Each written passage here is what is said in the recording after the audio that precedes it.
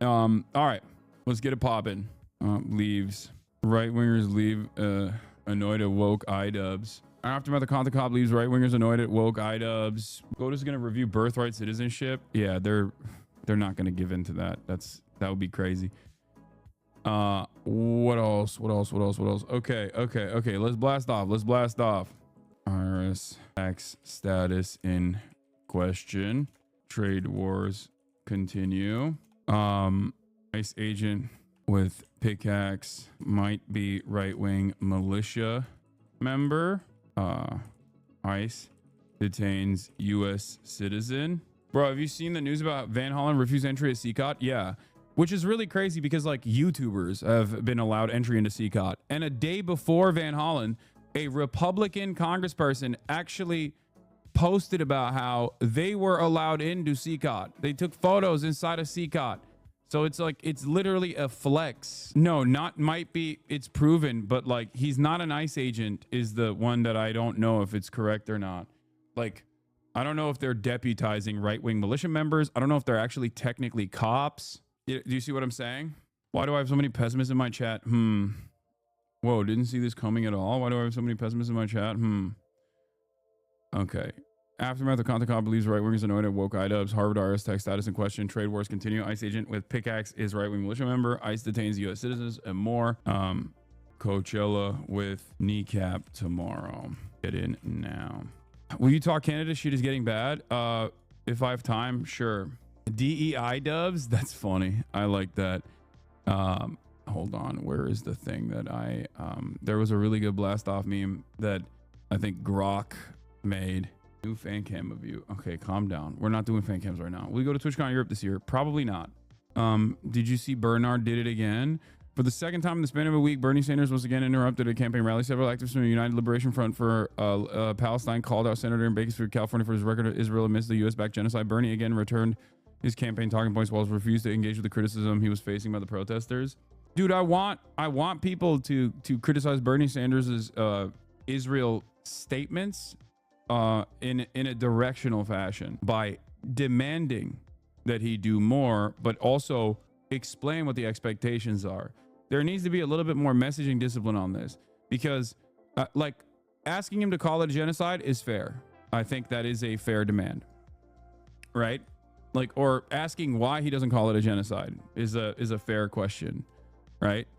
But if you're going to be like, oh, your legislative track record is like ass or whatever, why are you constantly voting at why won't you call for legislative action against weapons transfers to Israel? Like, well, then you're wrong. Like, he is doing that. You know what I mean? So get it right. It's important to get it right. Yes. Asking him to acknowledge reality, on the other hand, is not wrong. It is right. It's the correct thing to ask.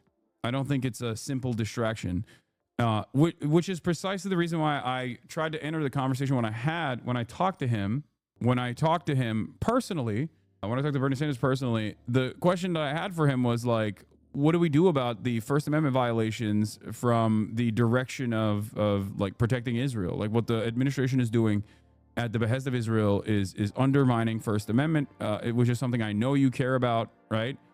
Like that is a directional way to get Bernie to talk extensively about this issue. I got Bernie's first endorsement. I know I have that in the docket. We of course didn't have enough time to cover that, to talk about that, and it's interesting because like, it's not like Bernie Sanders finds himself at odds with people who do recognize what Israel's doing as a genocide. He is, after all, passing the torch over to AOC, who has recognized the genocide, called it out as it is in Congress. Okay. And same with, you look nervous, lol. It's cool. You got this. Dude, imagine being this level of fucking parasocial where you think I'm nervous. Why the fuck would I be nervous, dumbass? I do this every goddamn day. Are you stupid? Anyway, here's the blast off meme, by the way. Let the people know. Let the people know. This isn't needed, homie. Chill. Don't tell me what's needed. I don't get why people attack one dude fighting for them, though. Like, isn't that just a snake eating his tail? No, Bernie Sanders is a leader, the leftist movement in this country, a very important figure that knows better, and a very important figure, especially when it comes to talking about Israel, specifically because he is the most prominent and the most popular Jewish American politician. Okay? He has so much influential power to change discourse in this country, and he has done that in the past. That's why I'm saying that like my expectation of him has always been that that he was incredibly underwhelming and incredibly disappointing in the aftermath of October 7 with the lack of communication at first, or even how he communicated about it when he did, you know? And there are no Jill Stein voters. Yeah, where's Jill Stein? I mean, I asked this question yesterday. Where is Jill Stein? Bernie's out there. Where's Jill Stein? Is she out there? Is she out there? Where you at, Jill? Maybe she'll hear me and then she'll come out. Just kidding. She's like the groundhog. She only comes out every 4 years. She's hibernating for all the work that she's going to put into running for office every 4 fucking years, you know? Classic. Remember this. I'm going to keep hammering this point because a lot of you yelled at me. A lot of you fucking yelled at me. Okay? There's a lot of you that understandably are frustrated with the two-party duopoly that we have. And a lot of you yelled at me. This is not an I told you so moment. Okay? Make no mistake. I don't care. I was right, and that's fine. I always find myself to be correct on these assessments regardless. I don't even fault you for daring to believe that there's an alternative out there. I don't fault you for the protest that you wanted to have, that you wanted to put forward. But I want you to remember this for one reason and one reason only. 4 years from now, it's gonna happen again. Don't get fucking duped. That's it. That's the only reason why I'm saying this. Because I don't want you to get freaking duped 4 years down the line again and forget that she's not here. Why is she not here? Don't you think that she should be here? It's not like the issues went away. Yeah, that is of course only if there is another election. What is this? That's a lie. She was just out at a conference. That's a lie. Oh my God.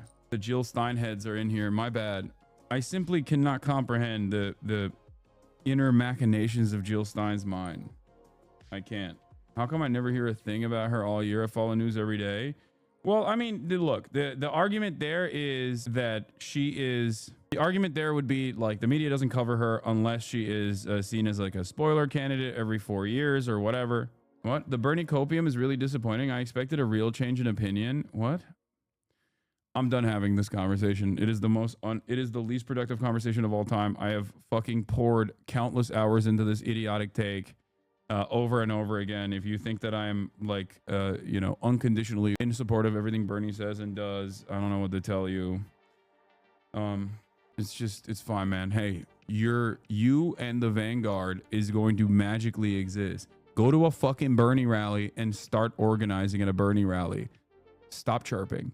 Those people that participate in those rallies are literally closer to you in their opinions on Israel than they are to Bernie, but they still go out there and they still show up. It is on you to talk to those people and to guide them in a direction where we can all make meaningful change. Stop fucking chirping in here. You're fucking annoying. Okay? It makes you feel like you're doing something. You're not doing anything. You're just being fucking annoying. God damn. This never ends. Holy shit. All right. President Trump participates in bilateral meeting with the Prime Minister of Italy. Yes, chirping is not praxis. You are not doing praxis. You're just being fucking annoying. Anyway, hold on. What is this? Is this the fascist lady? Yes. Just seen your nudes. Talk about horsecock. Make me say nigh. You did not see my nudes. I don't have any nudes. That's insane. I have guests here. You fucking psycho. All right. Let's get it started. President Trump participates in bilateral meeting with the Prime Minister of Italy. Let's take a look. University, Tallahassee, active shooting. I guess it's an active shooter. What the fuck is this? Fully briefed as to where we are right now. It's a shame.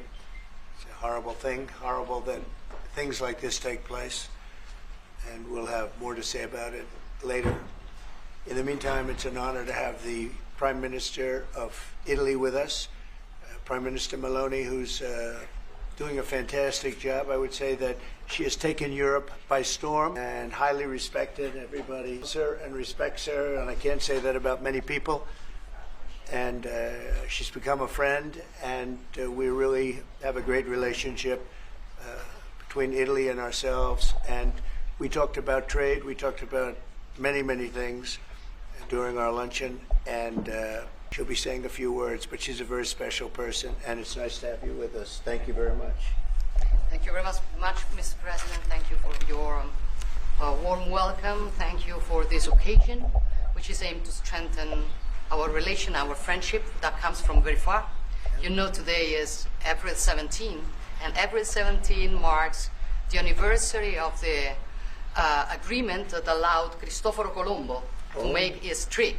And I say to remember how ancient are our ties, but also to remind that we both share another. Damn, we got penis Mussolini and vagina Mussolini in one shot. You mean mango Mussolini? Yeah, that's true. The difference, of course, I mean, she is a Mussolini supporter. She was and still is. Trump, on the other hand, I don't know. I don't think he even had like the Mussolini development of initially starting off as like somewhat of a socialist or a prominent figure of like any sort of workers backed movement. Donald Trump just straightforwardly came in and was across the board a real estate developer. Other fight, which is the fight against the woke and ADM. Is her grandfather? No, that's not Giorgia Meloni. You're thinking of the granddaughter of Mussolini, who I think was in Meloni's party initially. I don't know if she still is. No, the granddaughter of Mussolini still is in Italian politics. But this is a different person. What's funny about at least like Trump also is that while he is very much the same kind of fascist that Adolf Hitler or Mussolini was, unlike Mussolini, he is not making the trains run on time either. He is incompetent through and through. There has been no signature achievement that you can even attribute to him, even if it's like an achievement that is supposed to advance his fascist goals. Every part of this process is completely fucking ridiculous and filled to the brim with incompetent charlatans that want to do harm, but oftentimes get in their own way due to said incompetence. Ideology that would like to erase our history. You should interview Jean-Luc Mélenchon. He speaks English and is coming to the USA next week. Yeah, I would love to do that. I don't know where to even fucking reach him, but yeah, that'd be great. And as I know that we share lots of things on tackling illegal migration, on fighting against synthetic drugs. Mussolini also didn't make the trains run on time. He just made people afraid to report them late. I mean, I'm just saying, like, there's no grand project here is my point. It's just barbarism, but also incredibly incompetent levels of barbarism, which ironically stops their overarching agenda of implementing a full-throated fascist administrative takeover because of that incompetence. Like an example of this is basically jumping the gun and being like, Mahmoud Khalil has to be deported, right? Initially, they were going to go after student visa holders only and you know, clear that part up and make sure that there were at least like all of the legislative or judiciary hurdles that could have been presented in front of them. They were going to tackle that and then move on to green card holders and then move on to citizens. They just had to jump the gun ahead of time, and now they're being set back by the courts. So now they're accelerating the process of having potentially a constitutional crisis. Same thing goes for the incompetence demonstrated in the Abrego Garcia situation, right? The false deportation there. Like, they don't even have the basic competence necessary. So in a way, it presents opportunity to undermine their goals, their fascist goals in general. You know, Italy has been one of the nations that made a plan against fentanyl, for example. But we have been talking about many bilateral topics and things that we can do together, about defense, about economic, about economy, about space, about energy. Italy will have to increase its LNG import. I speak about the civilization. We want it to stop. We want the death and the killing to stop. And if we can save those lives, that would be a very good thing. And so we'll see what we can do. And I think we're getting close, but we'll let you know very soon. And you've been very helpful. I appreciate it. Thank you. Any questions? How much longer does Vladimir Putin have to respond to your ceasefire proposal before you put secondary tariffs or sanctions on Russia? We'll see what that will be. We're going to be hearing from them this week, very shortly, actually. And we'll see. But we want it to stop. We want the death and the killing to stop. Oh, he'll leave. If I ask him to, he'll be out of there. But I don't think he's doing the job. He's too late, always too late, a little slow, and I'm not happy with him. I let him know it, and if I want him out, he'll be out of there real fast, believe me. Yeah, go ahead. Go ahead, please. Question. Yeah, question? In a case against your administration, so the Constitution does not tolerate willful disobedience of judicial orders. Well, you're going to have to speak to the lawyers. We have great lawyers. I can tell you this, we're doing a fantastic job of getting criminals out of this country who Biden allowed into the country. Hundreds of thousands of criminals, murderers and drug dealers. And I was elected because of the fact, I would say maybe that was the number one factor, a lot of reasons, the economy, a lot of things. But one of the primary reasons I was elected is because I said, I'm going to get the criminals that he allowed to come into our country so stupidly through open borders. I'm going to get them out. And I got a lot of votes, record-setting numbers of votes. As you know, we won everything. The popular vote, all 7 swing states, we won everything. And that's what the public wanted. That's what I'm doing. But you'll have to speak to the lawyers because it's up to them. If you take out Powell, the market plunge will make Black Monday look minor. The Fed's separation from the government is one of the more core pillars that keeps the dollar as a global reserve. If that goes away, we are in totally uncharted territory. I mean, he's done a lot of unprecedented things, including undermining the persuasive authority of the Supreme Court of the United States. So, and as we've talked about already, he does have a proclivity to molest the money. He loves molestation. But specifically, he will even go so far as to molest the money over and over again, as he has done so in these past couple of weeks. So when everything is uncharted territory, I guess this is just more of said uncharted territory. It's precedented. Andrew Jackson. No, it's not the same circumstances. This is a direct court order from the Supreme Court to the federal government. The Andrew Jackson situation basically was Andrew Jackson not enforcing the Supreme Court's demands against state authority. So in some ways, it is a different and unique new boundary that has been broken, okay? This is a circumstance where the federal government is directly at odds.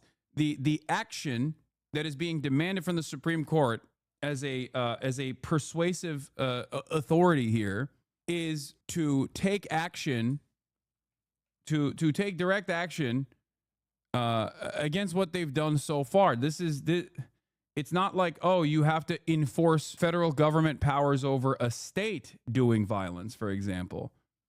You see what I mean? Why is it always the anime heads that can remember all this lore? I don't know what you mean. Anime heads remembering lore? Are you talking about American history? Like constitutional history? You referred to it as though it's an anime lore? That's crazy. How can they misinterpret the ruling so bad? They're not. They are deliberately obtuse. They are acting as though they're misinterpreting the directive that they've gotten from the Supreme Court in an effort to not follow through on the directive of the Supreme Court. I think Italy will have to make that determination, but peace missions are always good with me. I'm okay with peace missions. Yeah, please. I think Trump ignoring the Supreme Court has a bright side. The president will allow future leftist president to ignore the Supreme Court to pass good policy. No, I love the copium here, dude. Do you think there's going to be a leftist president, let alone another president after Donald Trump, if he undermines the the entirety, not just the Supreme Court, but like undermines the entire structure of the separation of powers and the power that the judiciary holds across the board. Yeah. Yeah. Just like when the Democrats clearly cast aside the Senate parliamentarian, you know, because the Republicans had done so in the past under Dick Cheney, for example. Oh, wait, they didn't do that. Fuck. I totally forgot. They did not do that. And at the time, I yelled at the Democrats and I said, hey, remember when Dick Cheney and George W. Bush was like, fuck the Senate parliamentarian. We can, I think it was FEMA funds that they wanted to reallocate. Okay. And the Senate parliamentarian was like, you can't do that. And then they were like, okay, well, you're fired. We're going to now reappoint a Senate parliamentarian that will, as a matter of fact, follow along our agenda. And that was almost a decade before Biden. So why did the Democrats not do that? Oh, that's right, because they have no motion. They have no interest, more importantly than that. So, and the irony, of course, is that like we're talking about not only a future leftist president, but just like any elections whatsoever coming down the line, you know? I don't think it's going to happen. I don't think it's going to, it might not happen. I do think that we are in the end game here. We discussed it very briefly. No, we're doing very well with negotiations, I think, with all countries. And Scott could tell you a little bit, but we are doing very well. We have a lot of countries that want to make a deal. Frankly, they want to make deals more than I do.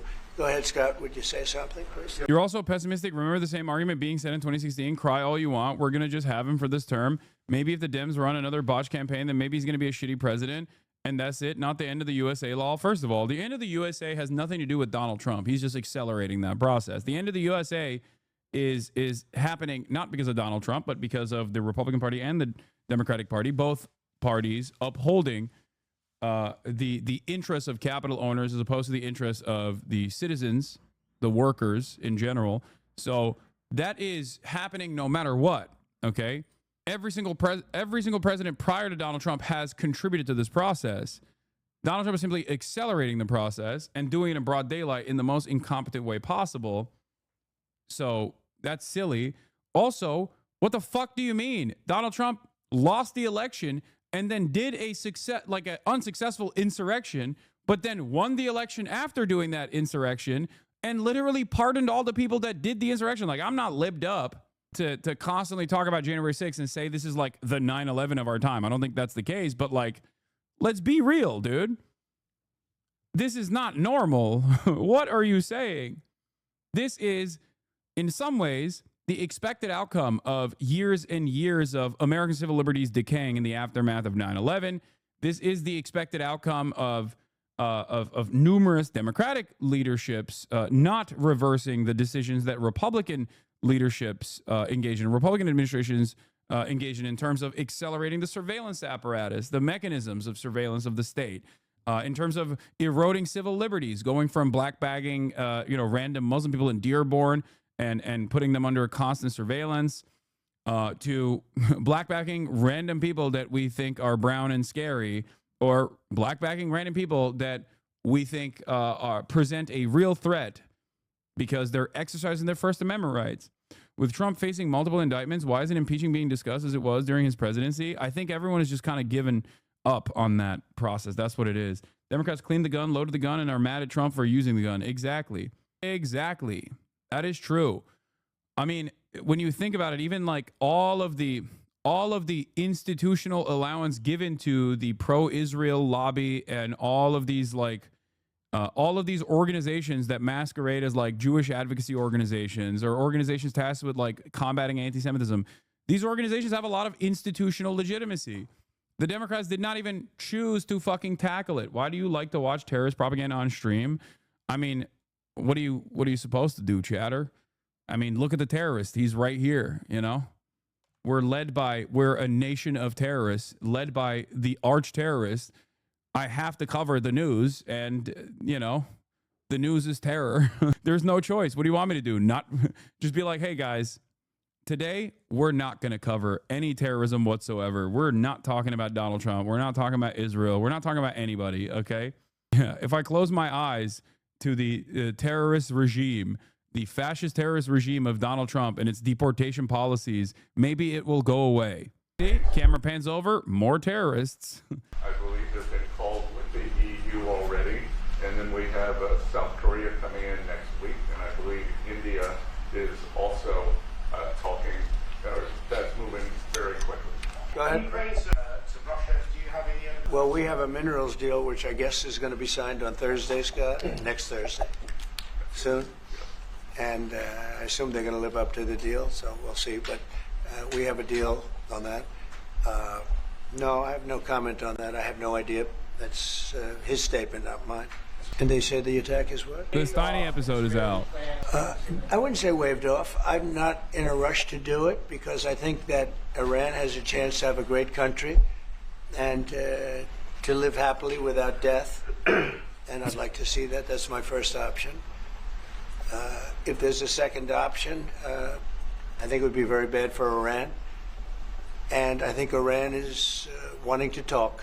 I hope they're wanting to talk. It's going to be very good for them if they do. And I'd like to see Iran thrive in the future, do fantastically well. I know the Iranian people, they're incredible people. Always have been very smart, very energetic, very successful people. And I don't want to do anything that's going to hurt anybody. I really don't. But Iran can't have a nuclear weapon. It's, pretty simple. It's really simple. We're not looking to take their industry. We're not looking to take their land.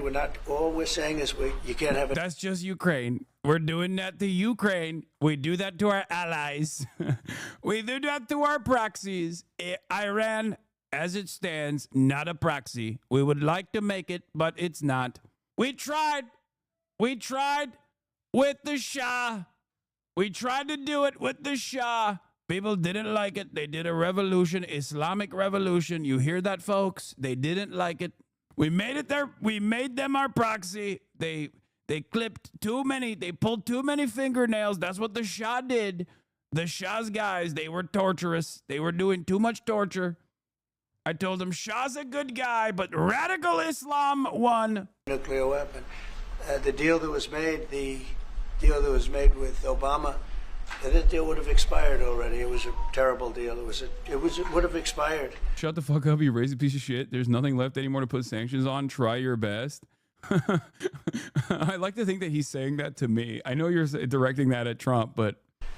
And that gave them a clear path to a nuclear weapon. I wouldn't have accepted. That's why I terminated the deal. Number one, it was way too short. Dude, it was the opposite, by the way. Signature accomplishment of Barack Obama's foreign policy, and Israel straight up came in and was like, no, undermine this right now. And Trump was like, yes, of course, sir. I would love to do that. Thank you for the $100 million, Sheldon Adelson. Of course, I will throw away the signature foreign policy accomplishment of the Obama administration. When countries are involved, you don't make short-term deals. These are countries with long lives. And I terminated that. And it was a great termination because it didn't allow us to do anything. Once it terminated, you know what the deal was. It was a terrible deal. Really. One of many terrible deals made by the U.S. But no, I'd like to see Iran thrive. And they can do that, I think, very easily. Or they can do it the other way. The other way is not going to be good for them. It's going to be really bad for them.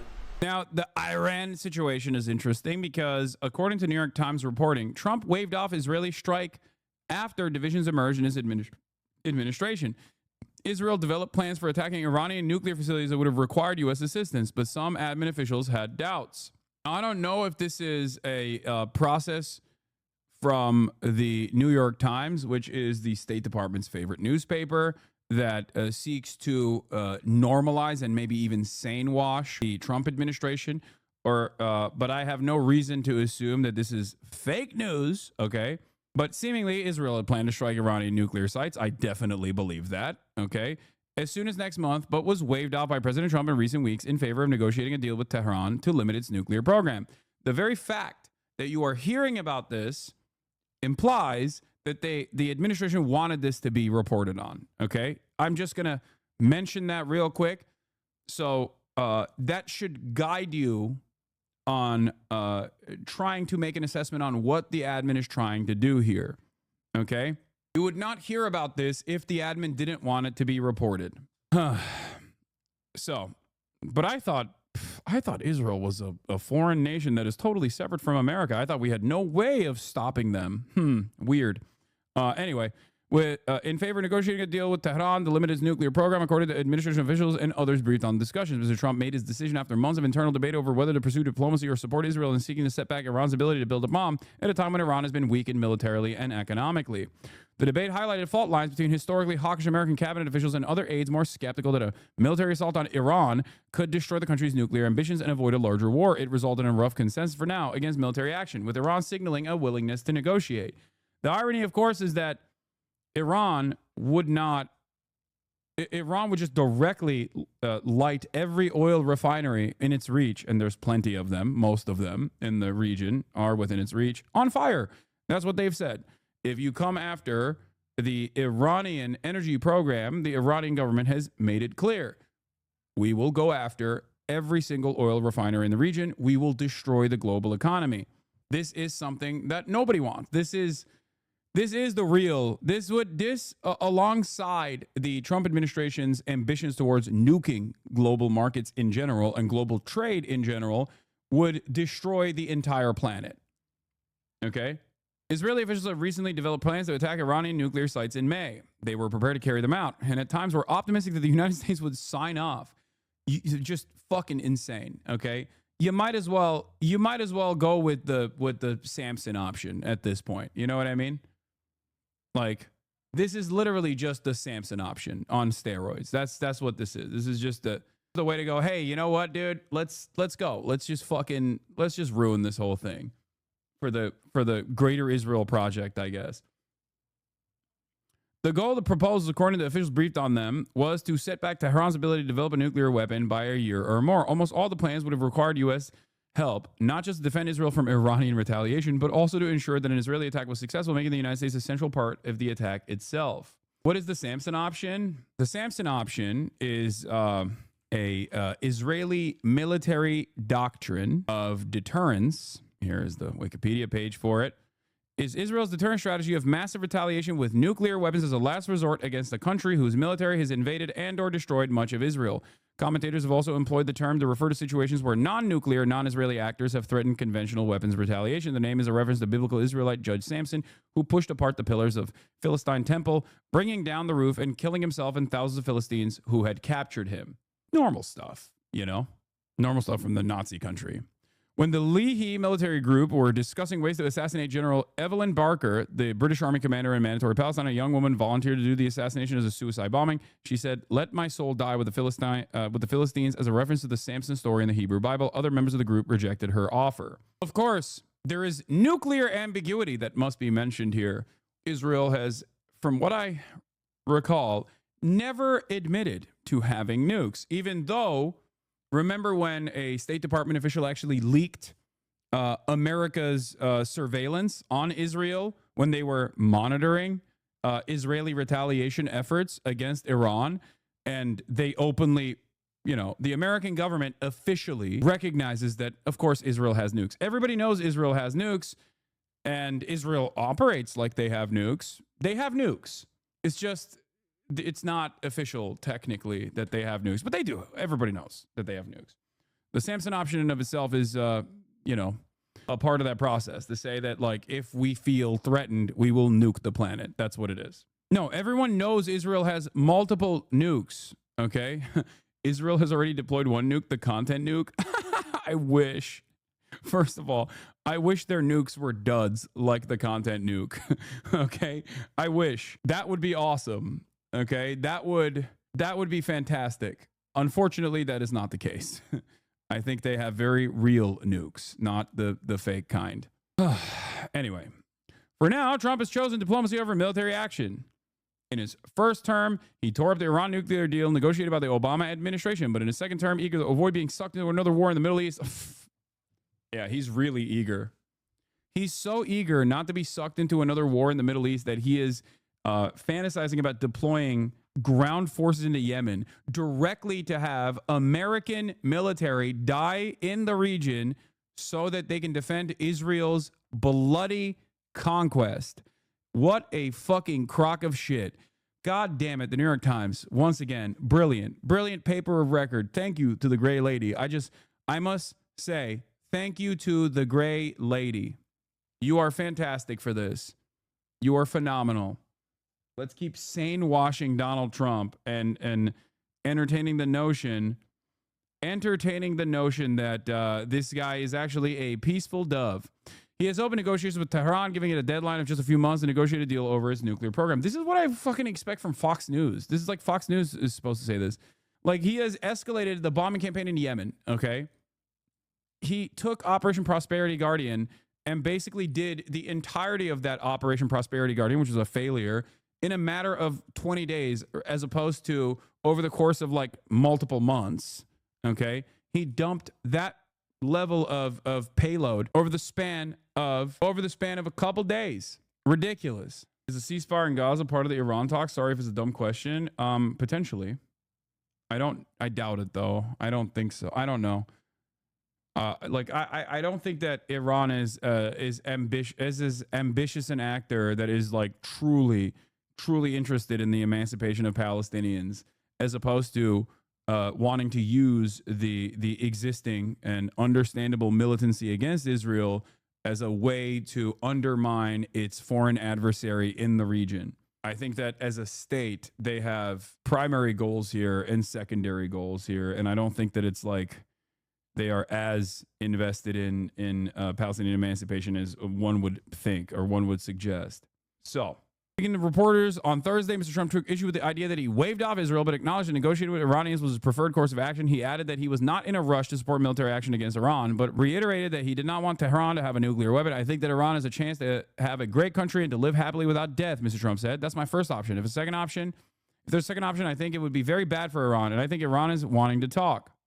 So this is Donald Trump entertaining the peace through strength messaging that he always engages in, which is that he is saying, like, we'll sick our rabid attack dog on you, so please talk to us instead.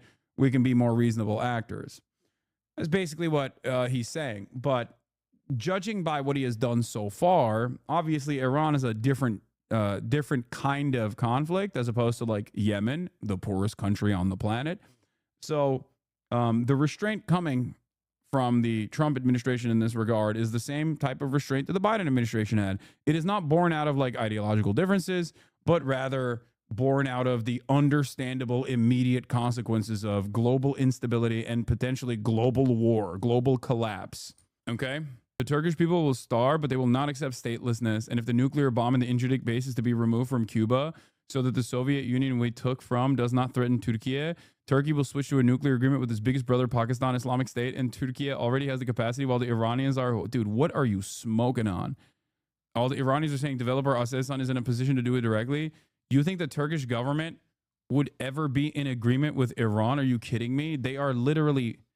Hello? What? Turkey is as you correctly defined, Turkey is a NATO country, second largest standing military in NATO. Turkey has American nukes inside of American military bases inside of Turkey. Incirlik is one of them. You are out of your fucking mind if you think that Turkey, you are smoking on so much crack cocaine if you think, one, Turkey is against Israel, okay, and doesn't have like regional goals that sometimes might be at odds with Israel that America will sort out for them, for the record. But Turkey in and of itself is not anti-Israel at all. You are out of your fucking mind if you think so. Turkey is very much pro-Israel. Turkey could cut off the entirety of Israel's energy if they wanted to, literally today. No Turks ally Israel destroy Iranian nuclear program, yes. Look at Syria. What are you talking about? Anyway, damn, I thought Turkey was base for a sec. Yeah, no, they're not. They're not base. It's just optics. Turkey would rather conquer the Middle East for itself just like they are with northern Iraq. Dude. No, there is no Turkey conquering anything without America's go-ahead, okay? Turkey, in a way that is not dissimilar to Israel, is a part of America's grand design in the region. That's it. Anyway, In a statement delivered in Hebrew after the meeting, Mr. Netanyahu said an agreement with Iran would work only if it allowed the signers to go in, blow up the facility, dismantle all the equipment under American supervision with American execution. That's fantastic. I like that Netanyahu is treating Iran, the nation of Iran, as though it is the fucking Gaza Strip at this point. Fantastic. Yeah, totally. This seems normal. This seems like a normal way to talk about a foreign adversary that definitely has a lot of retaliatory capabilities in their arsenal. Well, Jensen's an amazing guy. He's become a friend of mine, and I don't know, he's a person that's very proud of our country. He loves our country. I'm not worried about Jensen at all. Will you take steps to return Kilmar Abrego Garcia to the United States and put him in front of a judge? Well, I'm not involved in it. I'm going to respond that. You're the president, big dog. What do you mean you're not fucking involved in it? What an insane thing to say. Saying you'll have to speak to the lawyers, the DOJ. I've heard many things about him, and we'll have to find out what the truth is. But I will say this, you know, we were inundated by millions of people, many millions of people during the Biden administration. They say 21 million. And a big percentage of those are criminals, serious criminals. I'm not saying just criminal because they came into the border illegally. I'm saying they're criminals at the highest level, murderers. Many of those people murdered more than one person, and they're on the loose. And I was elected to get rid of those criminals, to get them out of our country, or to put them away, but to get them out of our country. And I don't see how judges can take that authority away from a president. We've done an amazing job, Tom Holman, Kristi Noem. We have done an amazing job. Nobody can believe the job we've done. Far greater than what I said. I mean, I got elected on that, but we've done much better. We have, right now, 99% border. It's a 99%. Nobody thought that would even be, nobody's coming through our border, practically. 2 weeks ago, we had 9 people come through, all for medical reasons. We allowed them. We brought them through because one had a heart attack, one had something else, all for medical reasons. We have a great border. We had a great border 4 years ago, but we have a border now that's even tighter, and we did that in a matter of weeks. And no. Yeah. 20 million serial murderer and rapists were entering the border under the Biden administration is an insane statement, obviously, on its face. And it's one that you can immediately recognize as false. That would mean that like 1 out of every, I don't know, 15 people is a bloodthirsty monster, okay, that entered the national boundaries in the last fucking 6 years. Okay? It's ridiculous. It's so psychotic.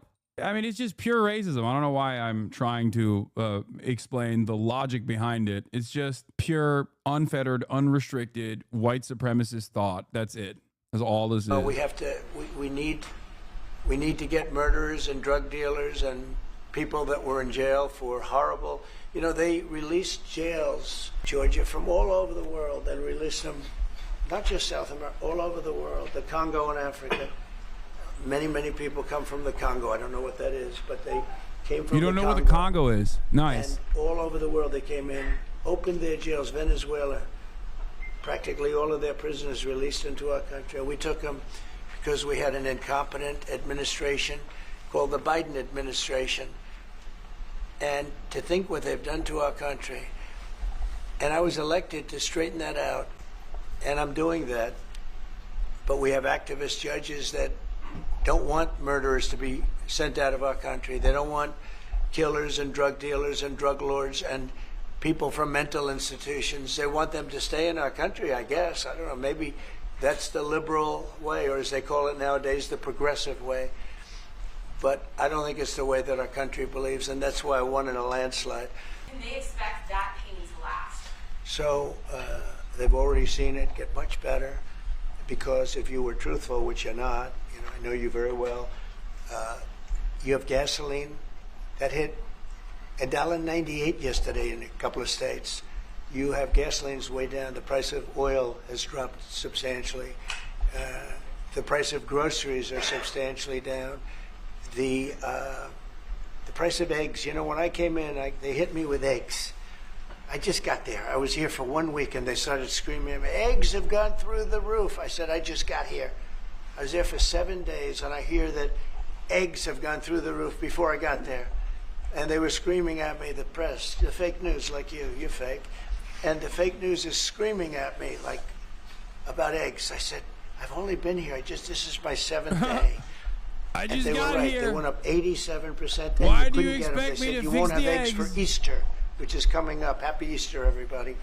You won't have eggs for Easter. And we did an unbelievable job. And now eggs are all over the place, and the price went down 92%. And our Commissioner of Agriculture, Brooke, has done a fantastic job. Literally done a fantastic job. So prices haven't gone up. The only thing that's gone up, actually, is interest rates, because we have a Federal Reserve Chairman that is playing politics, somebody that I've never been very fond of, actually. But he's playing politics. Interest rates should be down now. They should be coming down.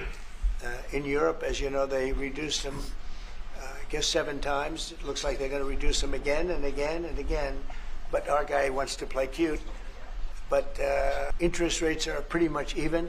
Maybe they went up just a slight bit, but that's the only thing. But that's because of the Federal Reserve, because they're not very smart people.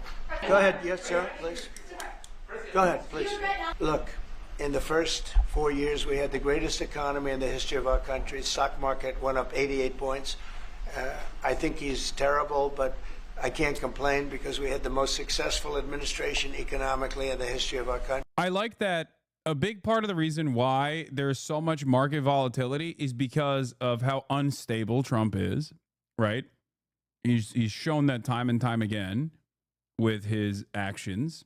So the idea that he would take the unprecedented step of firing Jerome Powell only to put an administration lackey in that position, while he has shown time and time again that like his administration's lackeys are simply doing whatever he wants them to do, which causes that same instability. Like the idea that this would somehow stabilize the market and instill confidence is hilarious. It is fucking hilarious. He's like, I want to keep molesting the money. I love molestation.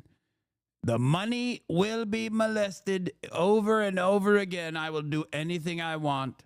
I think we're going to do even better this time because you will see that the numbers that we're taking in are astronomical. We're taking in tremendous amounts of money with the tariffs. We were treated very unfairly on trade, and countries are having a hard time getting used to the fact that they can't do that to us anymore because we have a real president. We have a president that understands what it's all about. We had presidents that in some cases were smart, but they didn't understand business, or they didn't like business, or, you know, it wasn't like a priority. And then you had like the last administration, the only thing they were good at was cheating in elections. That's about all they could do. They couldn't do anything. They were useless. They were incompetent. Worst administration in the history of our country. Worse than Jimmy Carter. Jimmy Carter died a happy man. You know why? Because he wasn't the worst president. Joe Biden was. So I think you're going to see some fantastic numbers when this all happens. It's happening now. I mean, everybody wants to make a deal. And if they don't want to make a deal, we'll make the deal for them. Because that's what's going to happen. We'll just say, this is what it is. But we want to listen to everybody. And I think I can say for Scott and the other people that are working on it that we're listening, and we're going to be very fair to people. But, you know, we're the one that really sets the deal, and that's what we'll be doing. Okay? Okay, go ahead, please. Please. Oh, you have a great prime minister. You're so lucky. Yes. In Italiano. Oh, yes, that's right. Okay. I'm not sure that what. Presidente Meloni, volevo sapere cosa pensava. Okay, what is happening? What? I don't even. Beautiful. What the hell? That What did sounded she say, beautiful. please? No, I mean, it sounded great. It was about. It was beautifully presented, but maybe I could hear what she said. Hold it. Thank you. No, wait. JD, God, he's such a bitch. He is such a bitch. Guys, have some respect, please. I hate his like mealy-mouthed, liberal-ass fucking attitude as he tries to maintain this like fascist ideology. As he tries to like participate in the fascist takeover of the administrative state. He does it in the most like woke, gay, liberal way possible. Have you said thank you? God, he is so annoying. He is such a libtard through and through on the optics. Like it's not. This is part of the reason why I think he will never have broad recognition as like a powerful figure that will continue the Trump agenda. Like he has definitely more capability, like better capabilities as an orator than like Ron DeSantis, but he is just as fucking annoying almost as Ron DeSantis. Wait. I want to hear what you said. Go ahead. Yeah, Prime Minister Meloni was asked what she thinks about the fact that President Trump holds Zelensky responsible for the war in Ukraine. And Prime Minister Meloni answered, well, actually, we have no, and also if you talked about the military spending, how and the raising of the military spending, and the first thing Prime Minister Meloni said is that no, actually, we didn't talk about the raise in military spending. Of course, Italy will keep its commitments with 2%, and then we will see, because we are absolutely aware of the fact that it is very important to well, I will do defense that. Is very wait. I will do that. Important. They've been asking if we decided another percentage about the defense spendings, and I said NATO. Yes, NATO, and I said that Italy is reaching the 2% as it was already decided. We didn't speak about a specific other percentage. And smashed to smithereens, laying on the ground in a million pieces, getting hit by rockets, bombs, and bullets. And so I'm not happy with him, and I'm not happy with anybody involved. I think it's a war. I know it's a war. It didn't happen This for tiny 4 years. podcast is No, out. of course you did your graduation. Have you considered graduation? And I spoke to We did. President Why am I Putin about it a lot. It was personal? the apple of his eye, but there's no way he would have ever gone in if I were president. Now I'm trying to get him to stop because, as you know, Russia's a lot bigger. It's a bigger military force. And if you're smart, you don't go involved and get involved in wars that you can blame the man that was sitting in this seat. Biden, he didn't know what the hell was going on, but I can guarantee you that, and everybody agrees to it, if I were president, that war would have never taken place. I'm not blaming him, but what I am saying is that I wouldn't say he's done the greatest job, okay? I'm not a big fan. I really am. I'm not a big fan. Go ahead. Go ahead. Presidente Meloni, avete discusso di Cina della possibilità che Europa poi... He let out an audible sigh. He's like a fucking Italian again. Europe, you saying it? No, I haven't said. I don't know. He didn't say it. I don't even know what you're talking about. Actually. Go ahead, please. Go ahead. No, wait. Next. Go. Thank you. Prime Minister Meloni just said we want to make Europe great. He absolutely has said that. What a pussy. He's like, oh, I never said it. Don't know what you're talking about. Don't know. Don't believe it. Counter China, who is really trying to gather influence against the United States with the help of this joint. I hope that Europe is going to be great again. Europe is going through a lot of problems, and a lot of it's having to do with immigration. And I'm not a big fan of Europe and what they've done with immigration at all. And I think they got to get smart, because Europe is being very badly hurt by what they've done with immigration. Now, I'll say this, that the Prime Minister has taken a very tough stand on immigration. And I commented to her before. I said, I wish more people would be like you having to do with that subject, but they're not. Europe is very important to me. Europe is very important to the world. I want Europe to do very well. I think they have to get a lot smarter on immigration. But we are beginning doing it. You've all seen now the policies of the European Union in the last, let's say, 2.5 years have been changing. Okay, at the beginning we were talking only about how we were redistributing illegal migrants coming to Italy. Now we are talking mainly about how to stop illegal migration, work with the countries of origin and transit, and to return people. The European Commission just did the new rules about repatriations and things like that. So things are changing, thanks also to the example that Italy brought in lowering the rates of illegal migration. So we are working now together. So I'm optimistic on that. Good. I hope so. Why does your mic sound like it's thundering outside? What are you talking about? It's not me, dude. It's their microphone in the White House. That's not That's not coming from my mic. It's coming from their mic. Also, it's literally, you know the answer, dude. DEI or die. They fired all the gay sound engineers, okay? Clearly that is what's going on here. What remained of the competence of the administrative state was held together by woke, okay? Make no mistake.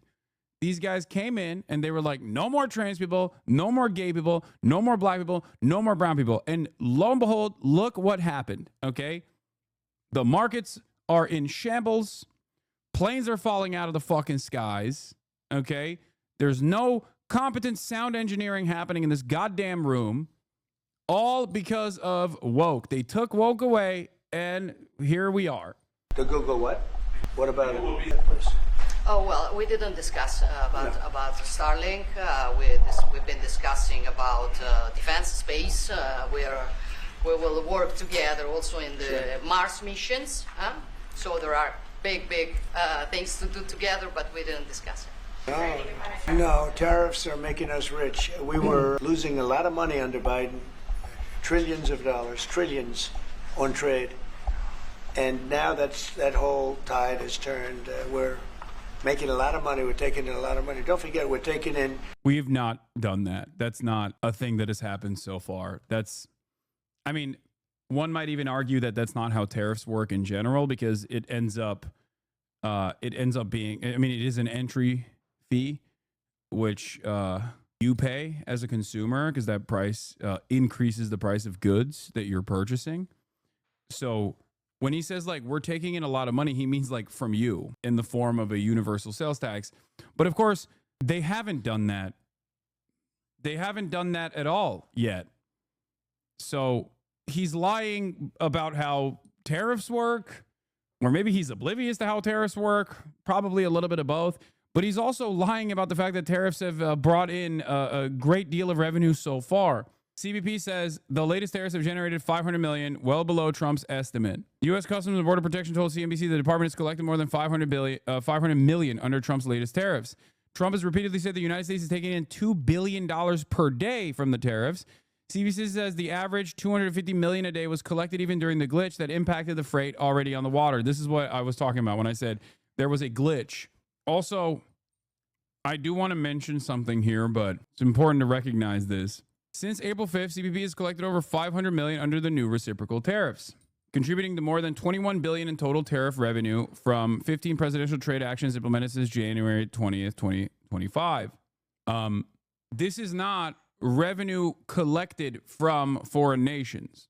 This is revenue collected from companies that are paying an entry fee, American corporations that are paying an entry fee to import goods into the country. Okay, so this is currently coming out of the pockets of U.S. importers and will most likely end up coming out of your pockets, because they're going to want to maintain their profit margins.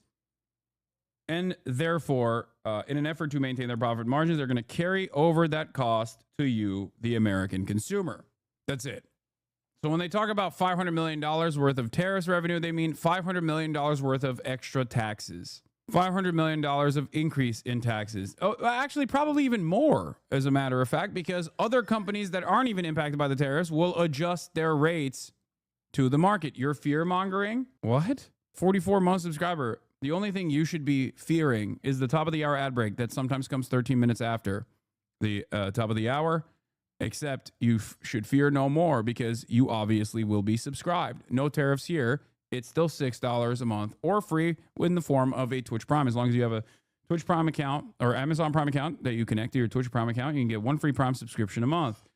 Double got 'em, not running the ad break, but you can still subscribe. Is the best way to show your support for the broadcast. Ad breaks are not back. I am joking. I will not be running the ad, but you can still subscribe to support the broadcast. Totally voluntary. I just rose from my nap at this. Yeah, sometimes it's fun. It's fun to, you're exaggerating tariffs being bad, bro. Jebaited, get jebaited. Yeah, you got me. Anyway, even during the brief glitch, CBP average $250 million day revenue stream remained uninterrupted. Trump has repeatedly said the United States is taking in $2 billion per day from tariffs, including revenues directly resulting in his so-called reciprocal tariffs. The most recent data released Monday by the Treasury Department shows the department's daily statement of total deposits listed under customs and certain excise taxes at 305 million. All tariffs are collected by U.S. Customs at the point of entry. This is all of the tariffs combined, not the latest tariffs that Donald Trump is touting as bringing in $2 billion of revenue a day. 25% on cars, 25% on steel, 25% on aluminum, 10% baseline. We put penalties on China for sending us fentanyl. We put penalties on Mexico and Canada, 25% for allowing fentanyl and allowing the borders to be weak. Now we're taking in billions and billions of dollars while I sit here and talk to you. And we didn't take in anything before other than the tariffs that I put on previous to Biden, which were the tariffs I put on China, where we took in up until this point probably $700 billion. They were Trump tariffs. He tried to weaken them. He did everything he could. You know, he got paid money by China, right? The family got paid money. He did. And so I don't know, maybe that was the reason or maybe it wasn't. But he tried to weaken them, but he couldn't because there was so much money that his budgets, you know, they couldn't stand not doing it. But I took in the, up till this point, my tariffs on China. Nobody ever took in 10 cents from China. No other president took in 10 cents. I took in more than $700 billion from China. So we're doing very well. I mean, our country's doing very well. They had a bad report today from one of the healthcare companies that had an impact on the stock market. But this isn't about that. This is really, we're building a base. We're building a country like no other. And again, I had the strongest economy in the history of our country by far. History of any country, probably, but the history of our country in 4 years. And I think this has a chance to be much better. On Thursday. I don't know exactly. I'm going to leave that to Scott. What do you think? Where would it be signed and when? Yeah, we're still working on the details. We're shooting for around April 26th. Is there any more detail that you could tell us about what's in that deal and how it came together?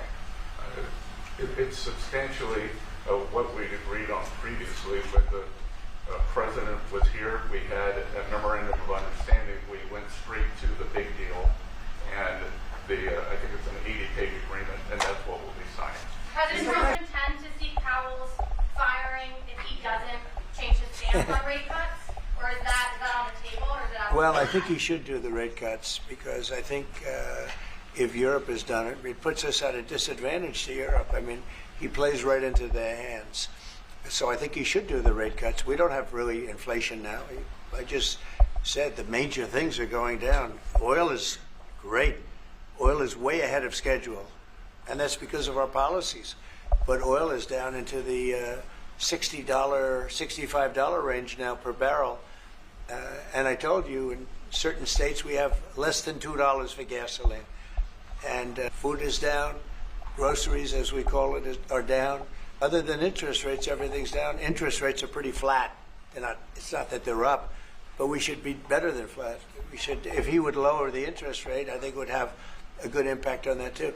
But the costs are down. We have very little inflation. I would say we have essentially no inflation. Hard to have inflation when oil goes down, and oil goes down. When Biden came in, oil went through the roof. That's what caused our problem. That and his very dumb spending. But when the oil prices go down, and they have gone down a lot, we've gotten it down really good. We've opened it up and we've gotten them down. And that means that people driving cars are going to be paying $2 and $2.50 instead of $4.50. And, you know, even at the end, they tried just for the purpose of the election to get it down. But they had really lost that sucker. That was really, it was not good. But if they had won, oil right now would be at $7 or $8 because of their policy. And we're going to be at about $2. Could be even a little bit less than that. And you're starting to see it.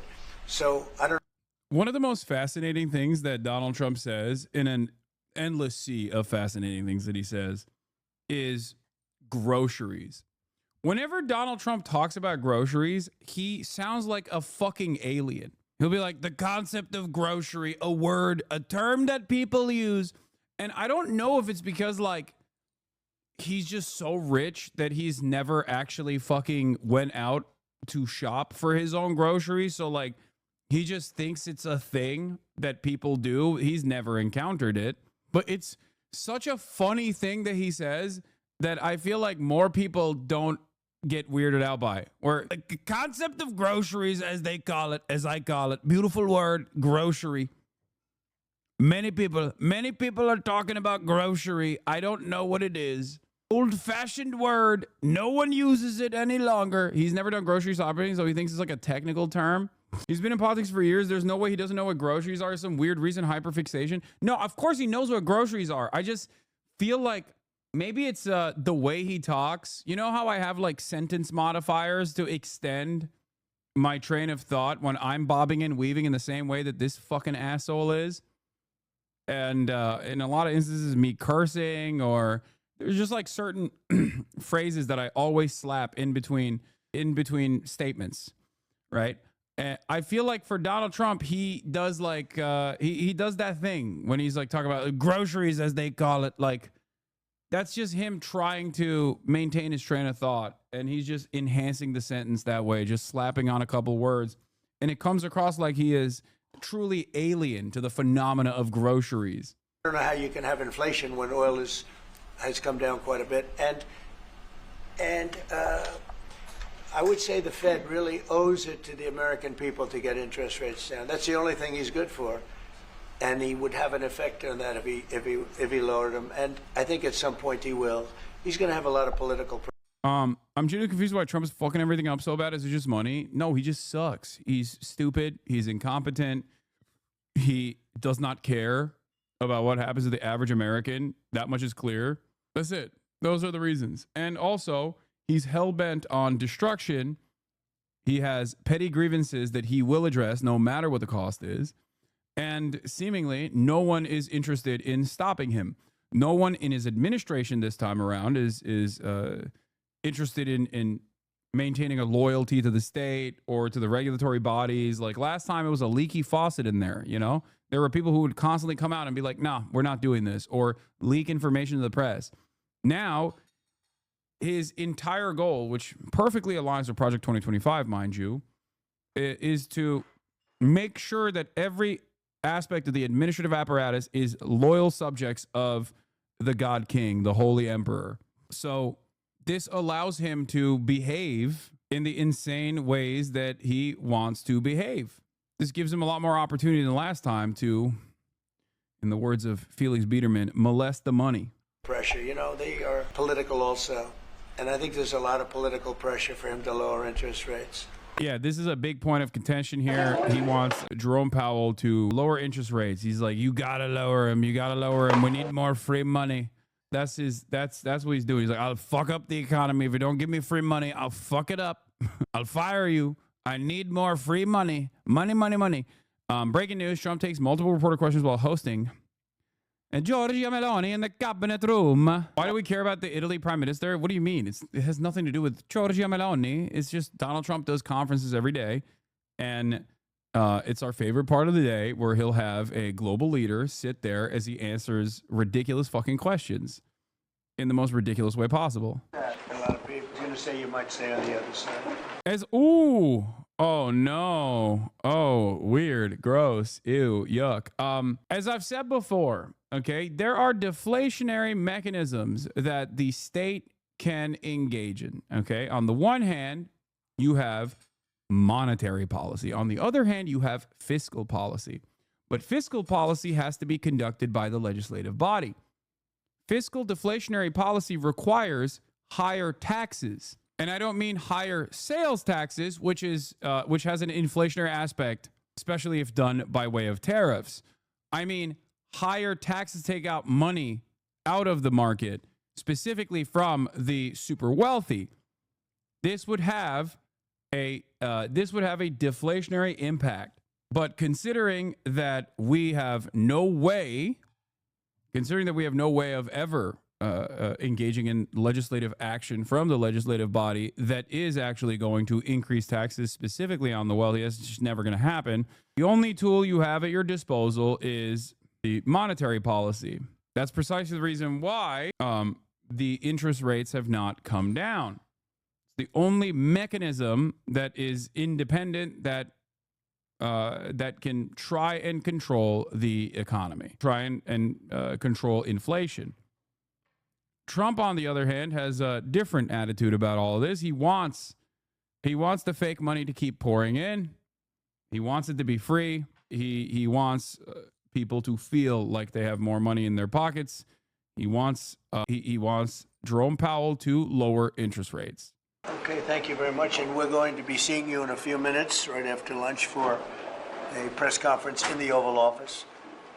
And I assume you'll all be there. It's the same group. If you had a question or so for the Prime Minister, please, you could ask. Anybody have a question? Okay, good. Then we'll just end it right now. You have said that the president's tariffs are wrong. Do you still believe that the United States is a reliable? They always try to help. It could only be her. Should the European Union still believe that the United States is a reliable trade partner?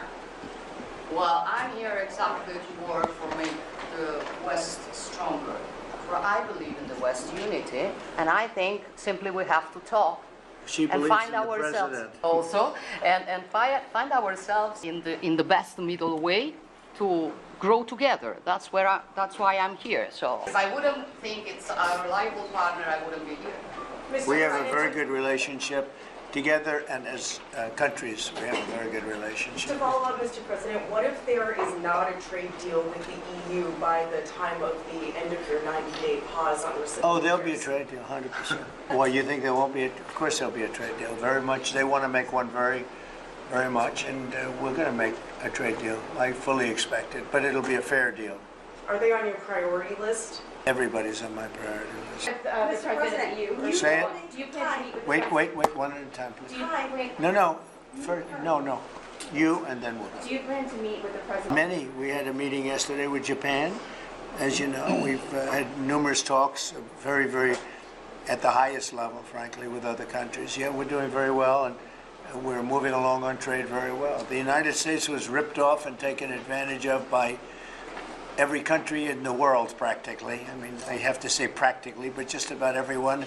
That's not going to happen anymore, but we're going to make fair deals. Talks with Japan and Italy this week. Do you expect to announce an initial trade deal with any of these countries by next At a week? certain point, yeah, we're in no rush. We're in no rush. You have to understand, we're getting right now 25% on cars, 25% on steel, 25% on aluminum. We're getting a 10% baseline. We took that down just because it was, the appropriate thing to do until we decide what the number will be. And we're, taking in a lot of money, which we've never done before, frankly. With Biden, we were losing a fortune on trade.